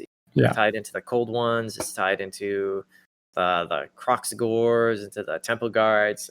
There's a lot of mix and matching going on here. And the other thing to think about too is that star chambers are another military building that are very worth getting quite a few of as well. Star chambers, which one is that? It's a tier 3 building. Oh yeah, gives you recruit ranks for Slan, heroes, and all units. Yeah. I know I definitely built at least I don't know. That was the thing. I didn't really know what to build at some point, so I was just kind of going by variety. Yeah. And the number of slots I had available. That's what I kind of like about the Lizardman is if I'm ever like, oh, I don't know what to build here. I'm like, oh, I have like public order's fine. I can only build like one money making building. It's kind of nice because you can just like throw a star chamber in like a minor settlement somewhere that you're never going to use, and you get faction wide buffs from it. Yeah, the scrying pool also has kind of the same effect as it. It gives extra campaign movement range in that region and research rate bonuses. Yeah. So you could start stacking these up pretty quickly if you want to. It's nice to recruit Slan at like level 39. I believe it. You also have kind of like a public order specific building. It's worth just investing in just to get to the tablet of monument technology because that's all revolving around growth. But you have so many buildings that provide public order and untainted, as untainted will probably be the main source of your problem for public order. Eventually, I was able to replace these with more useful buildings. So they were good in the short term, and in the long term, I just ended up replacing them with buildings that could either provide units or kind of did, money and public order. So very complicated faction is kind of like my overall opinion of it, especially when I restrict it just to Tehenhauin, because dealing with the problems of the skinks and your starting location, the enemies you're facing, it's like an uphill battle in every direction that you're going. And especially when you're kind of just feeling out these new units, and the fact that it's more monster orientated is a totally different way of fighting, really. It's like reminiscent of the Tomb Kings, but with more solid infantry. Yeah, I can see that. I definitely have more control because in the Tomb Kings, you're always waiting. You're always limited by the amount of. I guess you're limited in this by the money aspect. Yep. I just felt more held back in the Tomb Kings because you had to build the same building. Yeah. Over and over again for more Ushapti, which I like Ushapti. So I wasn't afraid to do it, but it meant I wouldn't spend anything on Tube Scorpions. Right. In this, you can get pretty much as variety as you want. Like I had one province basically dedicated to Saurus, one province dedicated to skinks and beasts. And I was kind of going down the line. Did you use Croxagores at all? I had a couple of them kind of scattered throughout. Like I'm like would have two in like maybe like each army. I liked having Croxagores. I actually played a little bit of was it The Last Defenders? Yep. No, not The Last Defenders. Krokar. No, not Krokar. I'm fucking retarded here. The what? big Croxagore. Nakai. Nakai. I played like a little bit in Nakai to get some Croc action. And they're a bit too expensive for my blood. Like if I'm gonna go Croxagore onto Tehenhauin's campaign, I'd rather just maybe get like one or two and then dedicate money to beasts. But I liked having Croxagores around. They're pretty powerful. Well, and I think the other thing to consider is like they're a tier 3 unit, meaning you at best are getting like feral stegodons and bastillodons. So it's kind of I think that's a pretty fair trade at that point. But yeah, you're right. Like as soon as you get above that, they're not worth the cost compared to what you can get. But these buildings we're talking about are expensive. Like it's not as simple as a trade-off. Like I had to figure out that I was dedicating myself to like, the beast layer. I can't remember how expensive it was, but I know it was freaking expensive to build. Yeah, it's like 8,000 for the second upgrade, I think. Yeah. So Never mind even the first one, because I was short on cash a lot of the time. Yeah. Yeah, that's another thing. Everything, not even just the units, but the buildings themselves are very expensive. Yeah. Good luck playing Tehenhauin, man. To anybody out there who hasn't tried them yet, Just to be clear, on Vortex, because it's way harder than Mortal Empires. Yeah, make sure you always take Jungle Swarm. That has to be done. I like how you're passing on my advice. Yeah. No, you're 100% right. I remembered it, and I'm like, okay, get Jungle Swarm, and I was like, thank God I had that, because Flock of Doom does not do nearly as much as that. Did you I'm curious how you kind of spec Tehenhauin in that respect. Let me find Tehenhauin. Where are you, buddy? Is he already dead? Is he dead? Oh, there he is. This is my last save right before he died. How I spec him. I did the fanatic tree that gave bonuses to the skinks, and I thought that was going to pay off more than it did. But it was kind of fun.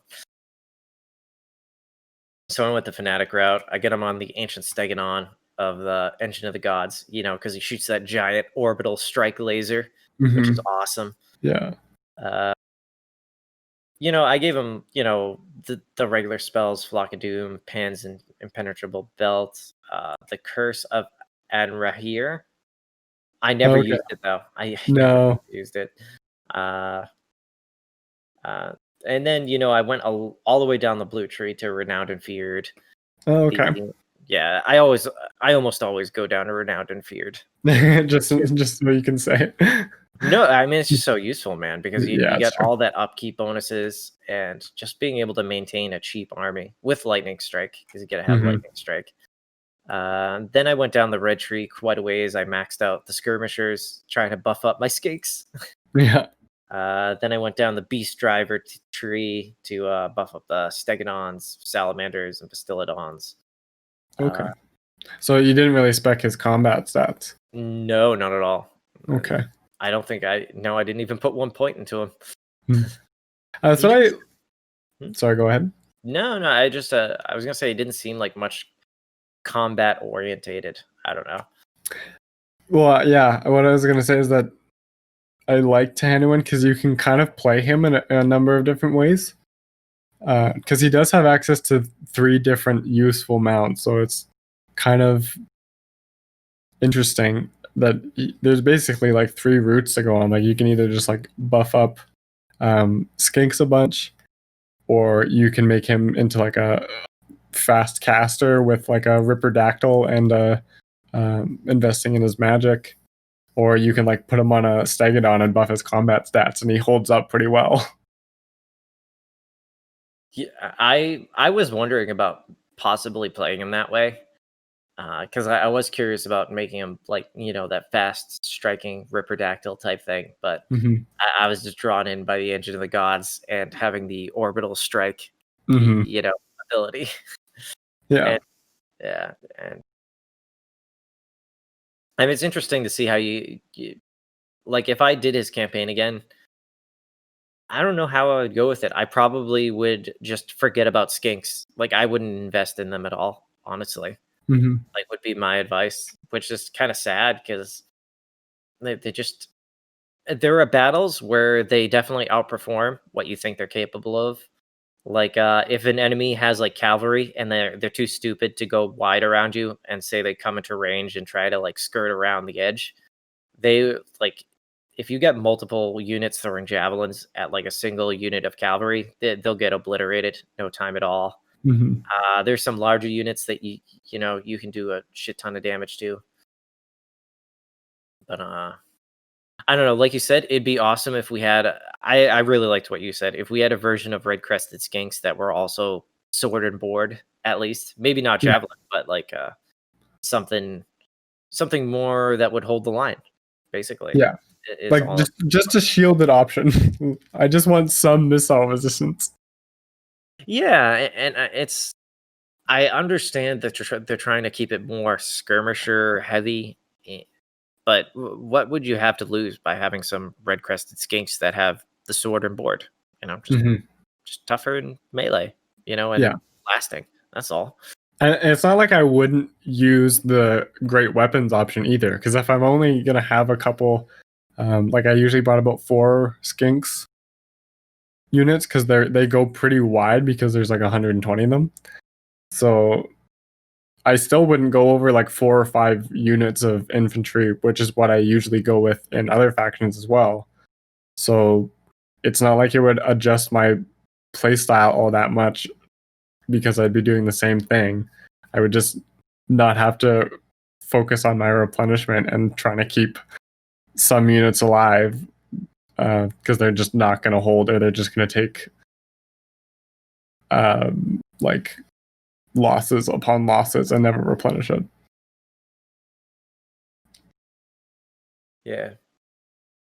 Maybe I know there's a mod that adds a bunch of new units. Maybe I should check it out and see if they added something like that, because they've Yeah. I forget which one it is.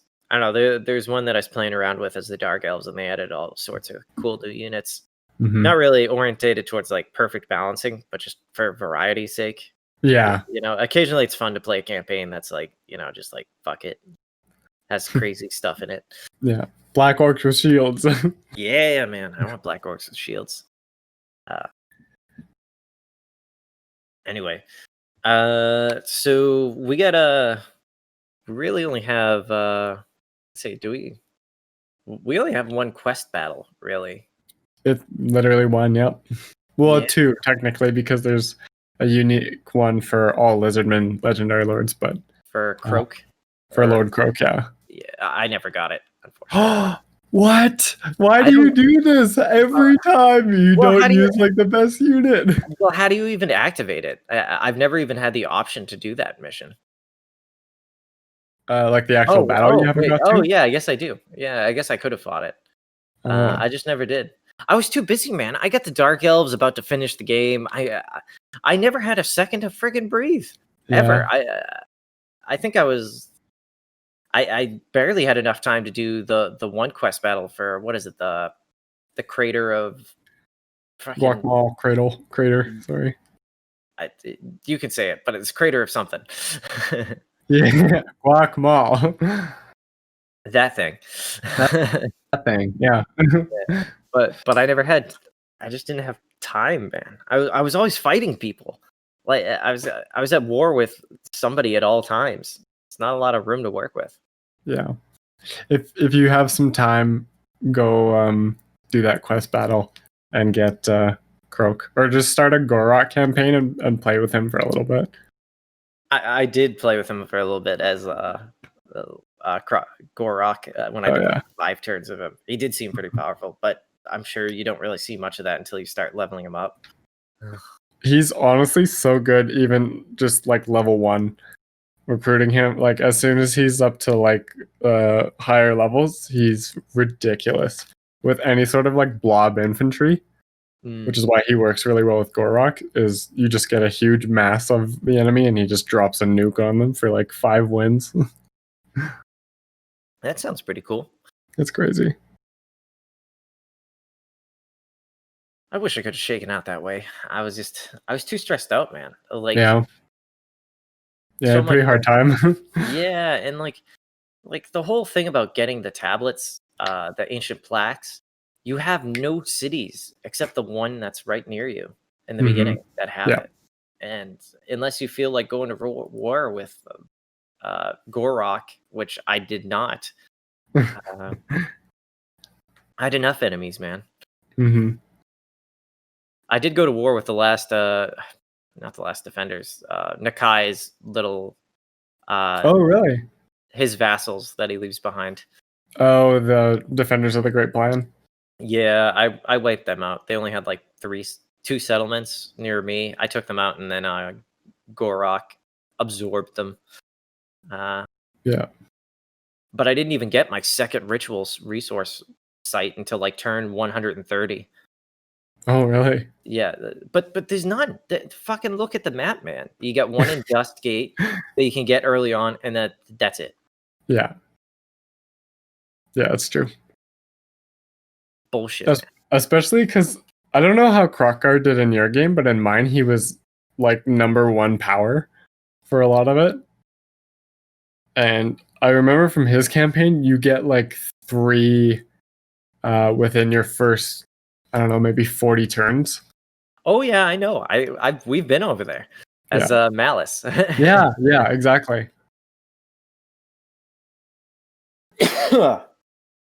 Yeah, I know. It's, He actually almost got wiped out, but then he made a comeback. I think Tic Tac Toe really helped him out. yeah, usually one of them does really well. And Mazdamundi always just slaughters everyone.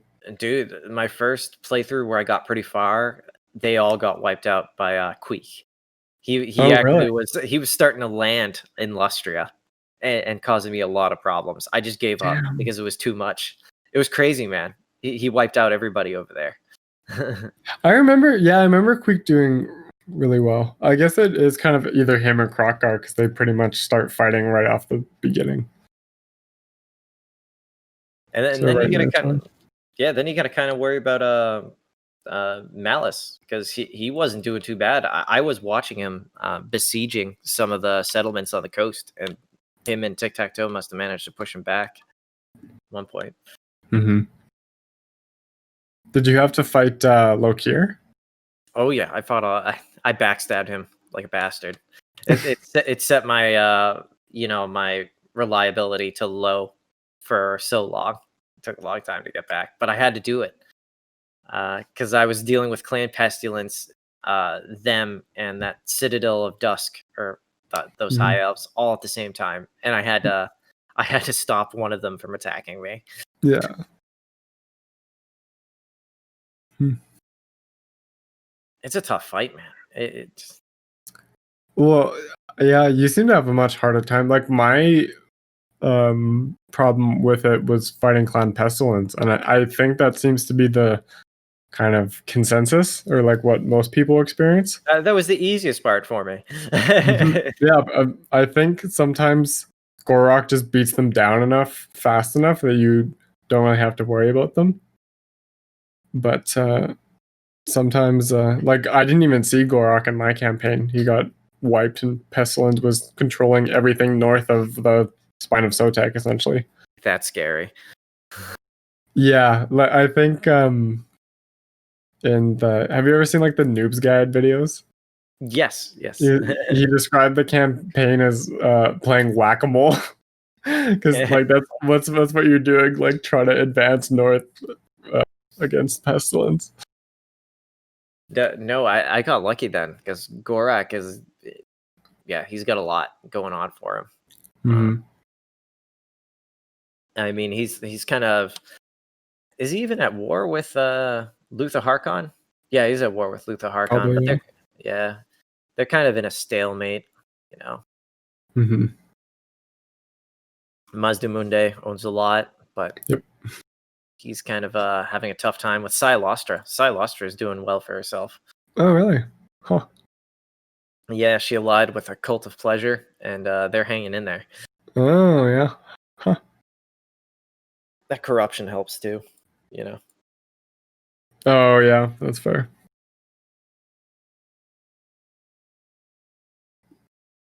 Anyway, I don't know what to talk about because this I could bring up. This was just so fucking hard, man. This is so hard. This was me playing Marcus Wolfhard. I was just like, I don't know what to say, but I hated it. I'm sad. I mean, I liked it at points, and then like having done it twice, quite a ways through, and I definitely did better the second time. I would do it again differently, but again, if I did it again differently, I wouldn't kind of be doing it in the spirit of Tehenhauin because like I said, as soon as I unlocked the ability to pay for Saurus at a normal rate, I would just get rid of all my skinks. I wouldn't even bother. Yeah. Yeah, and pretty much with like Krokkar and Gorak, you can recruit Saurus right away because you get upkeep bonuses or At least not punishments. well, yeah, exactly. Like Krokgar is like one of the cheapest lords in the game, and like Gorok does a little bit. Plus, he makes them better, so you have even more powerful Source Warriors on like turn 1. It's ridiculous. So yeah, like you don't even have to bother with skinks as him. Crazy, man. Crazy. I don't know. How does the map look? Did you finish the Vortex? Did you do mainly the Vortex and Mortal Empires? Well, my Mortal Empires was so quick, compared to the first time I played it, before the podcast. Because what I did when I played him the first time I did it was I wanted to like unite all the Lizardmen lords under Sotek's banner, sort of thing. Yeah. So I basically took all of Lustria, trying to confederate all the Lizardmen, and then I swept through like the entire desert as well because I could, and I was trying to get to Krokgar. Nice. So on like this one that I just played recently, it was less than 100 turns, and I was like splitting Lustria with Gorok, and there wasn't a whole lot left for me to do. Damn. I had to continue the prophecy by winning battles against skavens, but all the skaven have been wiped out from Lustria, so Mission accomplished. Mm-hmm. And as far as me, on the Eye of the Vortex, I'm at turn 140. The Dark Elves are 6 turns away from completing their final ritual. I've gotten everything that Tekla started out with. The Citadel of Dusk, those High Elves started with. I've got almost everything that Clan Pestilence had. And Chipotle. But not a whole lot. You know, my territory kind of stretches north about halfway on the west coast. Like I own everything on the coast, basically from like Midwest down, like hooking around to the south and east. Mm-hmm. So I think I'm at about equal strength with like, what do I got? I'm at 11 strength. Man, Eats is at 4. That's a lot. Yeah, I don't know. It's kind of split up between me, Hexwaddle, and Itza. Yeah. So we're all kind of sharing Lustria peacefully. We've successfully expunged the the Skaven out of there. Anyway, we should probably talk about that quest battle. Both of them. So you got the cradle of the curmudgeon something or I don't know. Guacamole. Guacamole. That was a tough fight. I think it wasn't even with what I brought to it. You're facing off against basically 3 Skaven armies. You get some backup from some minor, lizardmen units that at least distract the other 2 armies for you. It was a nice, other than being pretty straightforward because it was kind of like on like an open plain almost. Yeah. It was challenging in that you're outnumbered. You got rattling gunners, rat ogres. There's a good mix of weapons teams, units on the opposing side. And you essentially have to fight like one whole army and then a half stack and then a half stack because your allies really only hold them for a little bit and don't really take any of them out. No, they don't. I mean, you can get kind of lucky. Like I managed to get the first army running. They came back, most of them, but as soon as they broke and ran, I just immediately like swung to like one of the sides and helped out one of the backup armies. So at least by the time the original Skaven army rallied, I at least had one side taken care of. I still took a I had some pterodons that I had for a while that I ended up losing because the fucking rattling gunners just shred them. Oh, Yeah, I think they're the blessed spawning ones, and I had them for a while, and okay. they're gone after that fight. Did you use the pterodon riders with the fire leech bolas at all? Hell yeah. That's like one of my favorite units in the game. I think they're so They're much fun. awesome. Throwing grenades from the sky. Hmm. I don't know. Seemed to make perfect sense to me. Yeah, like dwarves can have their fucking helicopters. I'm gonna take these guys. It kind of made me want to, like, I was like, maybe tic-tac-toe ain't a bad campaign if I tried it out, since he's focused on that. Hmm. I liked him. Yeah, that's like my favorite like anti-artillery piece. I'm just like, go deal with this, please. Yeah, they do shred them very quickly. Mhm. And they also have Death from Above, I think. Which is what remind me I of think that. that's when they just drop, like, you get like one cast of it, and it just drops like basically rocks or something Oh yeah, straight down. yeah. You get one bomb run. Yeah, I think it's either rocks or explosives, but yeah, it's a bombing Mhm. round basically, Yeah. and it's very effective. Great combined with their regular attacks. Amazing. Mhm. Oh, look at this! Oh my god, the New World colonies are still surviving. Oh, good for them. They got one is, settlement. How the hell? is Marcus alive?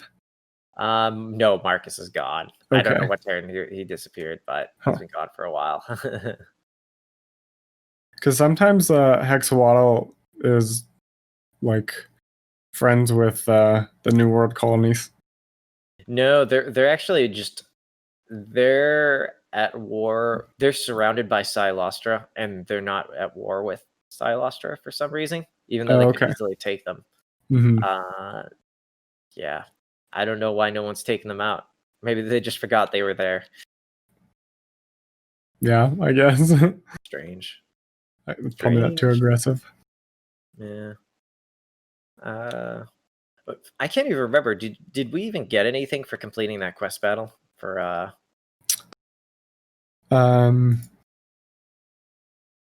You are supposed to. I think so. I think you get the tablet. Oh, okay. I think. Uh, I don't know. The battle itself is what's that? Sorry. Oh no, go ahead. The battle itself is based on like a piece from Tehenhauin's lore, in that they had this giant battle where he ambushed a bunch of skaven, and they were heavily outnumbered, but they like caught them by surprise, and then they sacrificed them in this big like crater that has like a big altar in the middle. Yeah, and it took days to Mhm. sacrifice them all. Yeah, he just stood there stabbing for like days on end. And in the background of the battle, you can like see the crater. It's pretty cool. Yeah. I think you can see it on the campaign map as well. Mm-hmm. Yeah, it features quite prominently. Yeah, it is a settlement as well. The Guacamole crater. Now I see it. Yeah. Yeah, the remnants from what managed to escape, I think, ended up in the Fuming Serpent, where they were jumping on ships and trying to get the hell out of Lustria. Yeah. Allegedly, before Sotek chased them off. Yeah, they could see the Plaque of Sotek. What does the Plaque of Sotek do here? Public order and skink buffs. Oh, yeah. It is pretty good because you do get like faction wide public order, which is always a plus on anything more than normal. Yeah, and especially since you're dealing with a lot of corruption. Public order was a huge problem this campaign. I feel like we've been spoiled for public order problems for the past, I don't know, a couple of campaigns. It's never been this bad. Felt especially bad this time. I don't usually have a problem with Lizardman public order, to be honest. I don't know. I think it was just the Skaven, man. I had so much Skaven corruption going on. I don't know. Yeah, I didn't have too much, or I must not have, because yeah, I've never really had a problem with public order with Lizardman. Like high elves gave me way more trouble last time. Yeah. So tell me about the Lord Croak quest battle. because I didn't do that one. Okay. I've played it a bunch of times now, so it's not anything special with the army that you kind of end up with at that point, because you're pretty much on like stegadons anyway. But basically you're in front of this big chamber where Croak is being awakened, because he's like one of the first Slan, where he's like the first Slan, and now he's like dead, but his body's being kept alive or something like that. Yeah, So first it's generation. kind of, yeah. So that he's like in the middle of being revived, and you have to sort of hold waves of skaven back until they can revive him, and then he'll come out and like get rid of them. But basically, you have to survive like 2.5 waves before they just send out a bunch of temple guard, and Croak comes out and just like drops bombs everywhere, and like kills them all and chases them away pretty much. So you just kind of have to stand there for 2.5 waves, which is, yeah, it can be tricky if you don't know how the battle plays out. But after playing it a couple times, I'm just like, okay, well, Sounds kind of fun. Maybe I'll play it. It is fun. The first time I played it, it was like, holy fuck, I love this game. I like dealing with waves of enemies, especially Skaven. Mm-hmm. Fun to kill. I don't know. Is there anything in your campaign that happened overall that you'd anything that sticks out to you? I'm curious about your Techless fight, because I also had a bit of a run-in with him. So Techless, on my final sort of failed playthrough, I took out everything to the east and northeast immediately to me. Techless was starting to do pretty well. He was taking all the islands to the north of him, like the Blood Hall, and where there's like a Dark Elf faction that kind of owns over there. Yeah. He had expanded there. He had landed on Lustria itself, where the Kai's vassal hadn't really colonized. So he was doing pretty well. He had this was starting to get pretty late in the game. I think it was like turn I don't know, turn 70. Like it took so many turns to basically secure the southern tip of Lustria. I don't know if it took that long for you. It's everything. Yeah, I kind of made friends with Techless and the High Elves to your right, right away, but I never went past like, I just wanted a trade agreement, so I was making a little bit more money. And I pretty much went straight for the Skaven and immediately took out Kalita before she could get going anywhere. Well, I mean, Kalita was definitely my first priority. But I just wanted to I didn't keep friends for very long if they weren't lizardmen, because I needed something to conquer. I think. Yeah. And the high elves, when I finally turned on them, they had a bunch of dragons. They had high tier units, but so did I. That's when I got to see a Dread Saurian go up against a star dragon or moon dragon. Yeah. It's pretty awesome. It's so dope. Yeah. It was awesome seeing kind of my late stage army go up against theirs and totally smash it. Yeah. Because Jungle Swarm, I had Sotek. I basically sacrificed. I had so many sacrifices available at that point. I used a shit ton of them all at once because I wanted to basically take Techless out in one sweep. And I did. I took out 3 or 4 armies, just one after another. And then the last one was on one of the original Dark Elf Islands. He had basically spawned again and had created his, own stack, 20 stack inside the city. And I went up against it. I was besieging it, and he decided to come out because it definitely said the odds were against me. And that's when I got to use... He started up on a hill, and he had reinforcements coming in, and he was just kind of waiting there. And that's when I summoned Sotek to basically wipe out 4 or 5 archer sea guard units all at once. And then that kind of stirred him into action, into actually attacking me. And from there, it was a pretty close battle. I actually recorded that battle. I went through it like crazy looking for good pictures, but I couldn't find any. But it was just such an awesome battle where it felt like a quest battle going up against Teclis. He was casting magic the whole time. He had a couple heroes, and seeing that Dread Saurian tackle, a moon dragon, and it was just badass.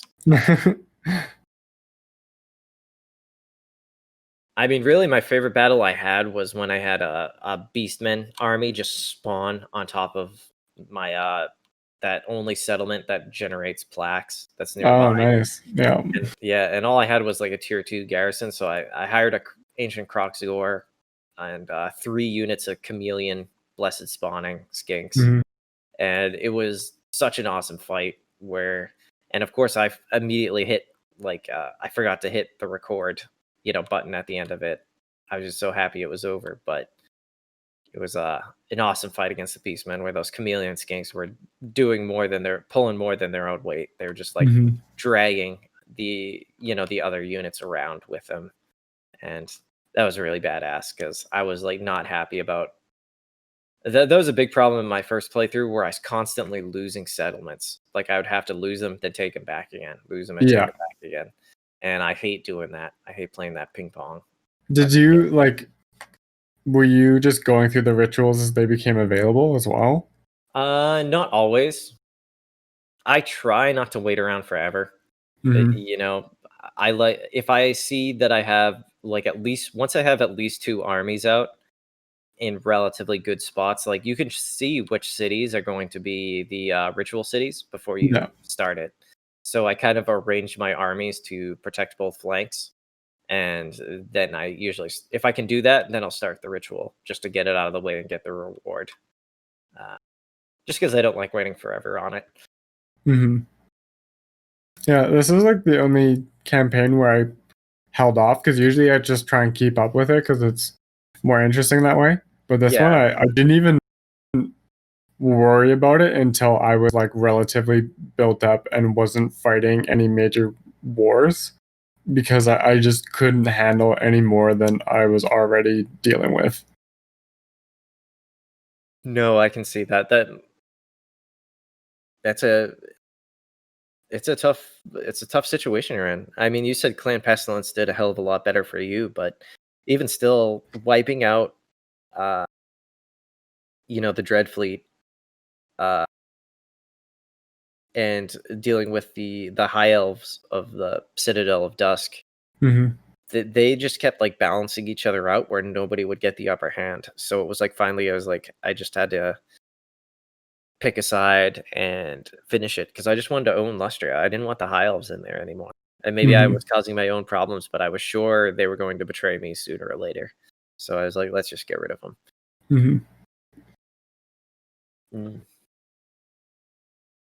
I don't know why I had such a hard time, man.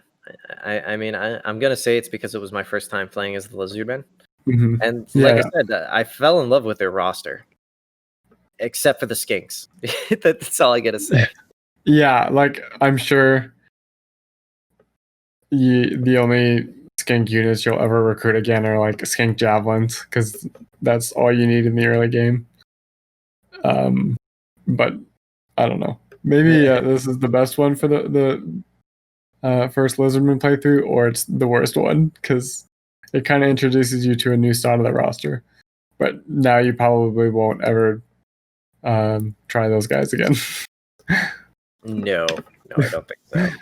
I mean, chameleon skinks, yes, I see their use, but I don't know. We'll see. Yeah, I'm ready to do the Saurus Warrior thing. Instead of skipping just from like skinks to Temple Guard, because that's how much you're. Yeah, I did basically go to. Yeah, I basically did go straight to Temple Guard. Or like Blessed Spears. I had a bunch of them saved up for when the first part of the prophecy ended. Oh yeah, I had a pretty badass fight with the Chaos Warriors with some Blessed Spears. That was a pretty awesome fight. I really liked using those, not because of like them being particularly special besides being like blessed spawning, but they actually have Forest Strider.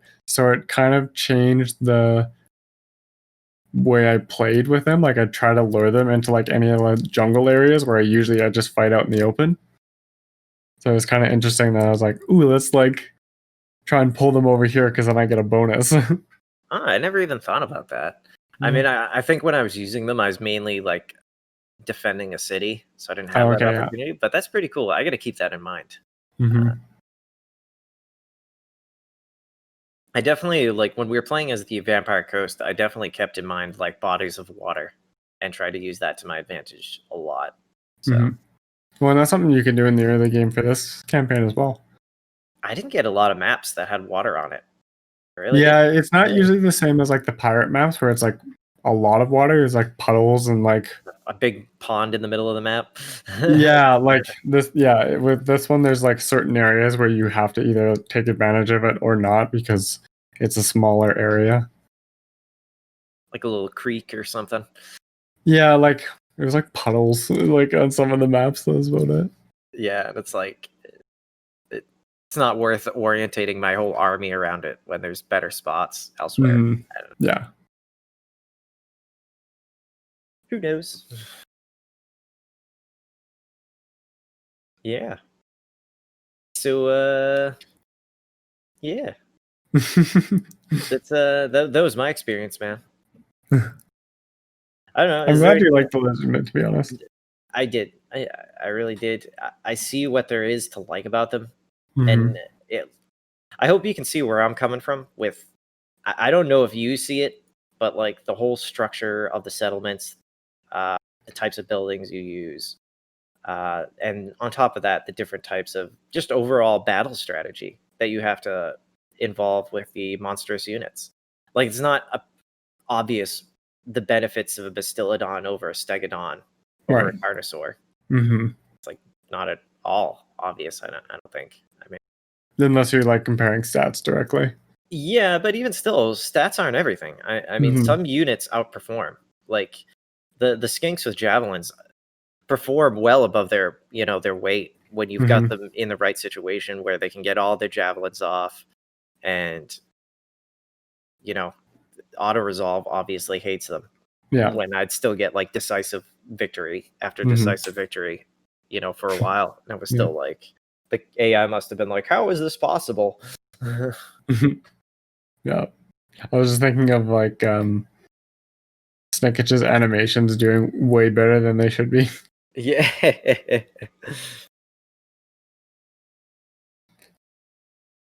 Oh, you ready to tell me why Tehenhauin is so renowned and feared? I am ready. You ready? I'm ready. Tell me about that. What's that? I was gonna say, tell me about that red crested boy. Oh yeah, one thing I wanted to say was like the twin-tailed comet that everyone was saying marked the returning of Sotek, or like his arrival, was the same comet that they saw in the Empire the day that Sigmar was became like emperor. Oh, emperor. Huh? Yeah. Yeah, it is weird. And Tehenhauin has two tails as well. So is it about him? Is it about Sotek, or is it about the Emperor or the forces of order? I don't know. There's a lot of things going on here. Are Empire men actual lizard men? Lizard people? Lizard loving. I don't know. Lizards are asexual as far as I'm concerned, I think. They actually are. Like, they don't breed, they spawn. Yeah, well, I don't know. Human beings spawn. Yes. Well, I'm just saying, like, in terms of just, like, they literally just spawn, like, from a pool. I guess so. That's true. They don't really go into too much explanation there. Yeah, they're just kind of like, everyone is the same, but different. It's like communism. It's for the best. I don't know. Yeah, I guess so. It's like a fanatical. I don't know. It's more of a religious communism. Fanatics. I don't fucking know. I don't know. They're lizard people. Let them do their own thing. They're all about the great plan and their their social strata. Mhm. Well, yeah, a little bit of feudalism, a little bit of communism. Counting.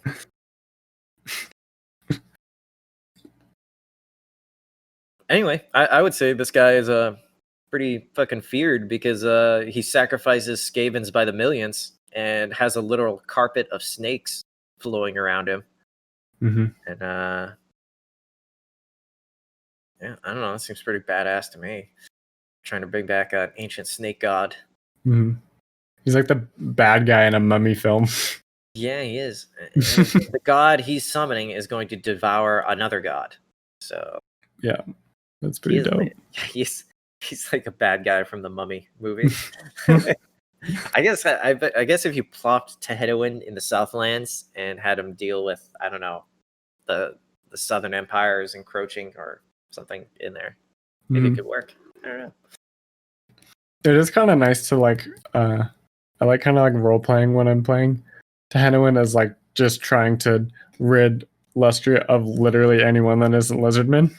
See, that was kind of what I was getting at, man. Like I Mhm. was like, Gorak is cool, but as far in my head, it was like I got to get rid of the high elves sooner or later, Mhm. and the sooner the better because they don't belong here. Yeah, it's like not in my jungle. uh, I don't know. I could make some Dave Chappelle joke about get back to your country. Lizard power. I don't know.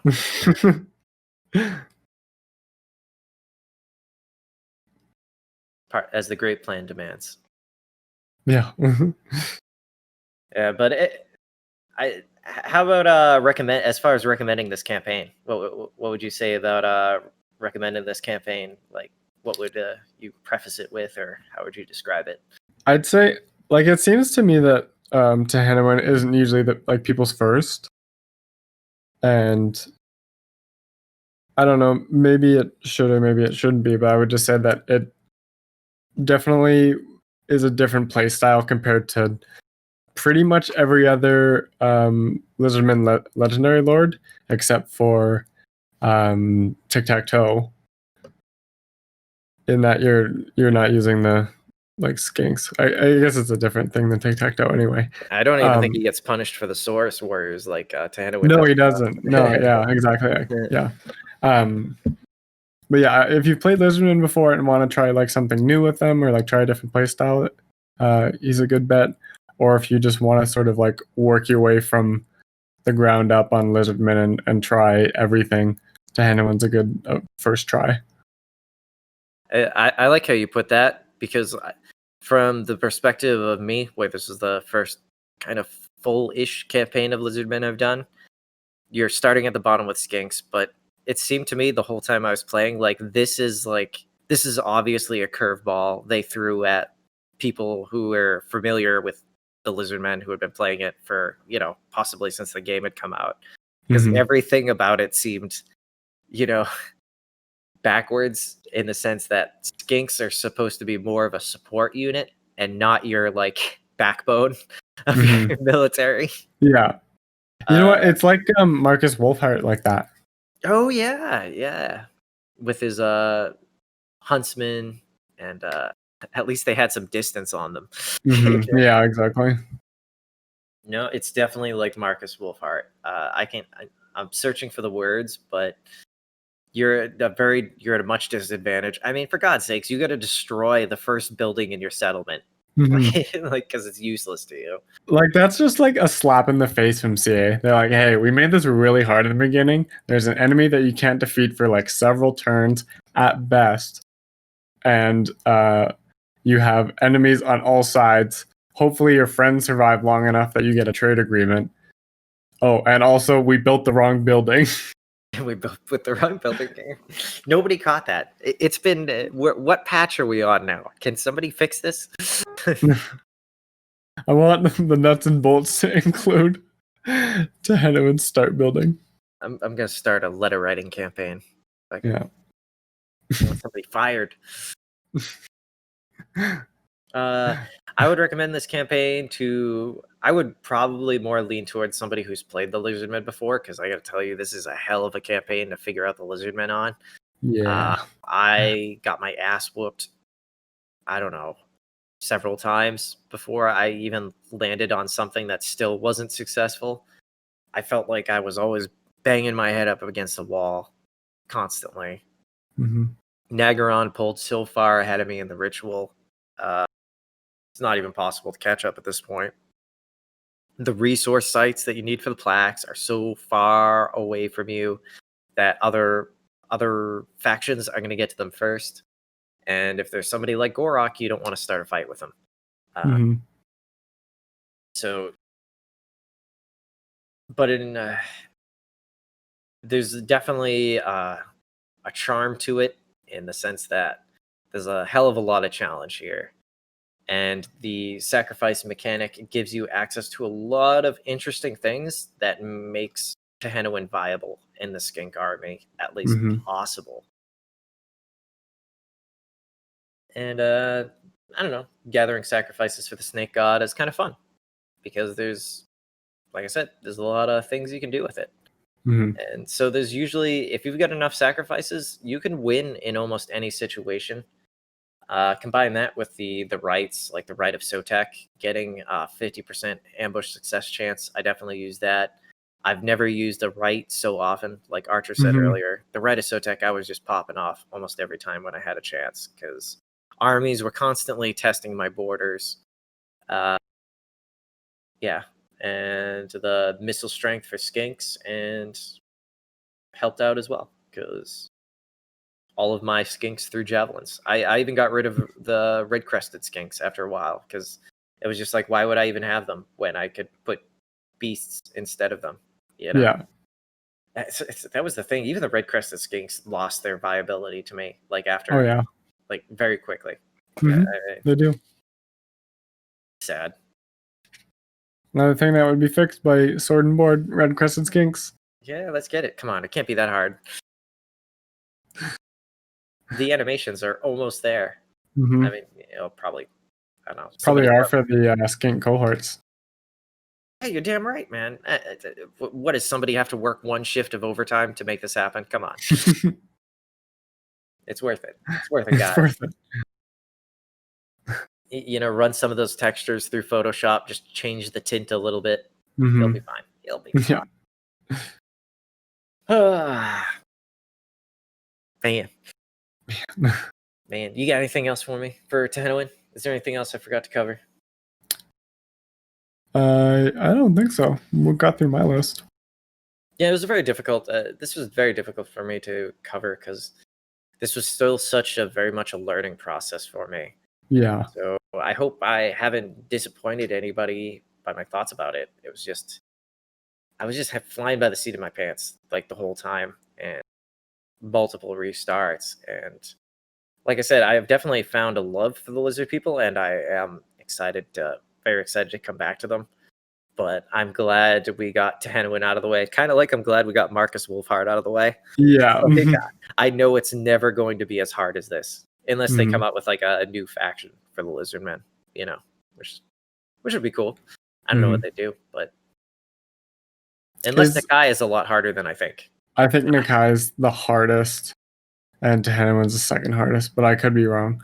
I got a lot of practice with what do you call them? Horde factions. Yeah, you got hordes down though. But I don't have lizard people down, so maybe now with that experience combined with my horde experience, maybe it'll be okay. Lustria is a tough place, man. It only is. the strong survive. At least you don't take attrition with every step, unlike Marcus Wolfhard. Oh my god. I forgot all about that, man. The random armies that would pop where every unit was unbreakable. I still see the red floating skull above my head sometimes when I go to sleep. Oh, that's funny. Flashbacks to wars I've never been to, man. Lizardmen, 7 feet tall. Arms as thick as a tree. Yeah. Anyway, that's been Renowned and Feared, everybody. I think it's been about almost 2.5 hours. We're on that point. Take that, Emmerich. Yeah, take that, Emmerich. If you're still listening, as always, thanks for joining us. If you're still awake, hit that like button, subscribe, possibly. It means a lot to us. We're gonna keep going. Next week, I'm pretty tired, and are we still set on doing Queek 2 weeks from now? Yep. Or so do you? I don't really have anything for a post show. I've been up since like 6 a.m. Okay. I'm pretty beat. Unless you want to take a break and come back, it's up to you. No, if you don't got anything, I'm all good. Oh, good, man. All right. Well, thanks for joining me, Archer, again, and for holding this show together. You are you are the glue of my disorganized. and for knowing random lizardmen settlement names. Yes, dude. For hating Lustria so much, you know a lot about it, man. I don't hate Lustria. Like, I feel like I put out my worst opinion of it because we started with Marcus. Like, I really like it, and I like playing in that area, but as the lizardman, like, not as someone who's constantly fighting the lizardman. Yeah, fighting. I'm kind of curious to when we play, because as Tehenhauin, we're mainly going up against the High Elves and the Skaven, pretty much exclusively. Yeah, and that's not what I'm used to. I'm used to going up against them as the Dark Elves and the Empire. And when I went up against them with the Dark Elves up further north, I was getting my ass kicked quite a bit more. Those Dark Shards are no joke when a lot of them are aiming at one of your, Dread Saurians or whatever. Sickening how much armor piercing damage there is. But anyway, that's the show, guys. Join us in 2 weeks from now. Hopefully it'll be 2 weeks and there won't be some other fucking disaster. I'm just looking at my phone and I'm like, do I call my work back just to laugh at them, or do I just not even bother? I'm thinking I just pretend to be asleep. I think you just go to sleep and sleep well. Yeah, I'm not worried. I don't care. Hey, man, should have given me that pay raise. Maybe I might care a little bit more. There you go. I wasn't asking for much. You get what you pay for, people. Remember that. All right. I guess. Oh yeah. Let me bring up Craig until Craig they Get out of here, Craig. Right. Fuck off, Craig. All right. Have a good night, everybody.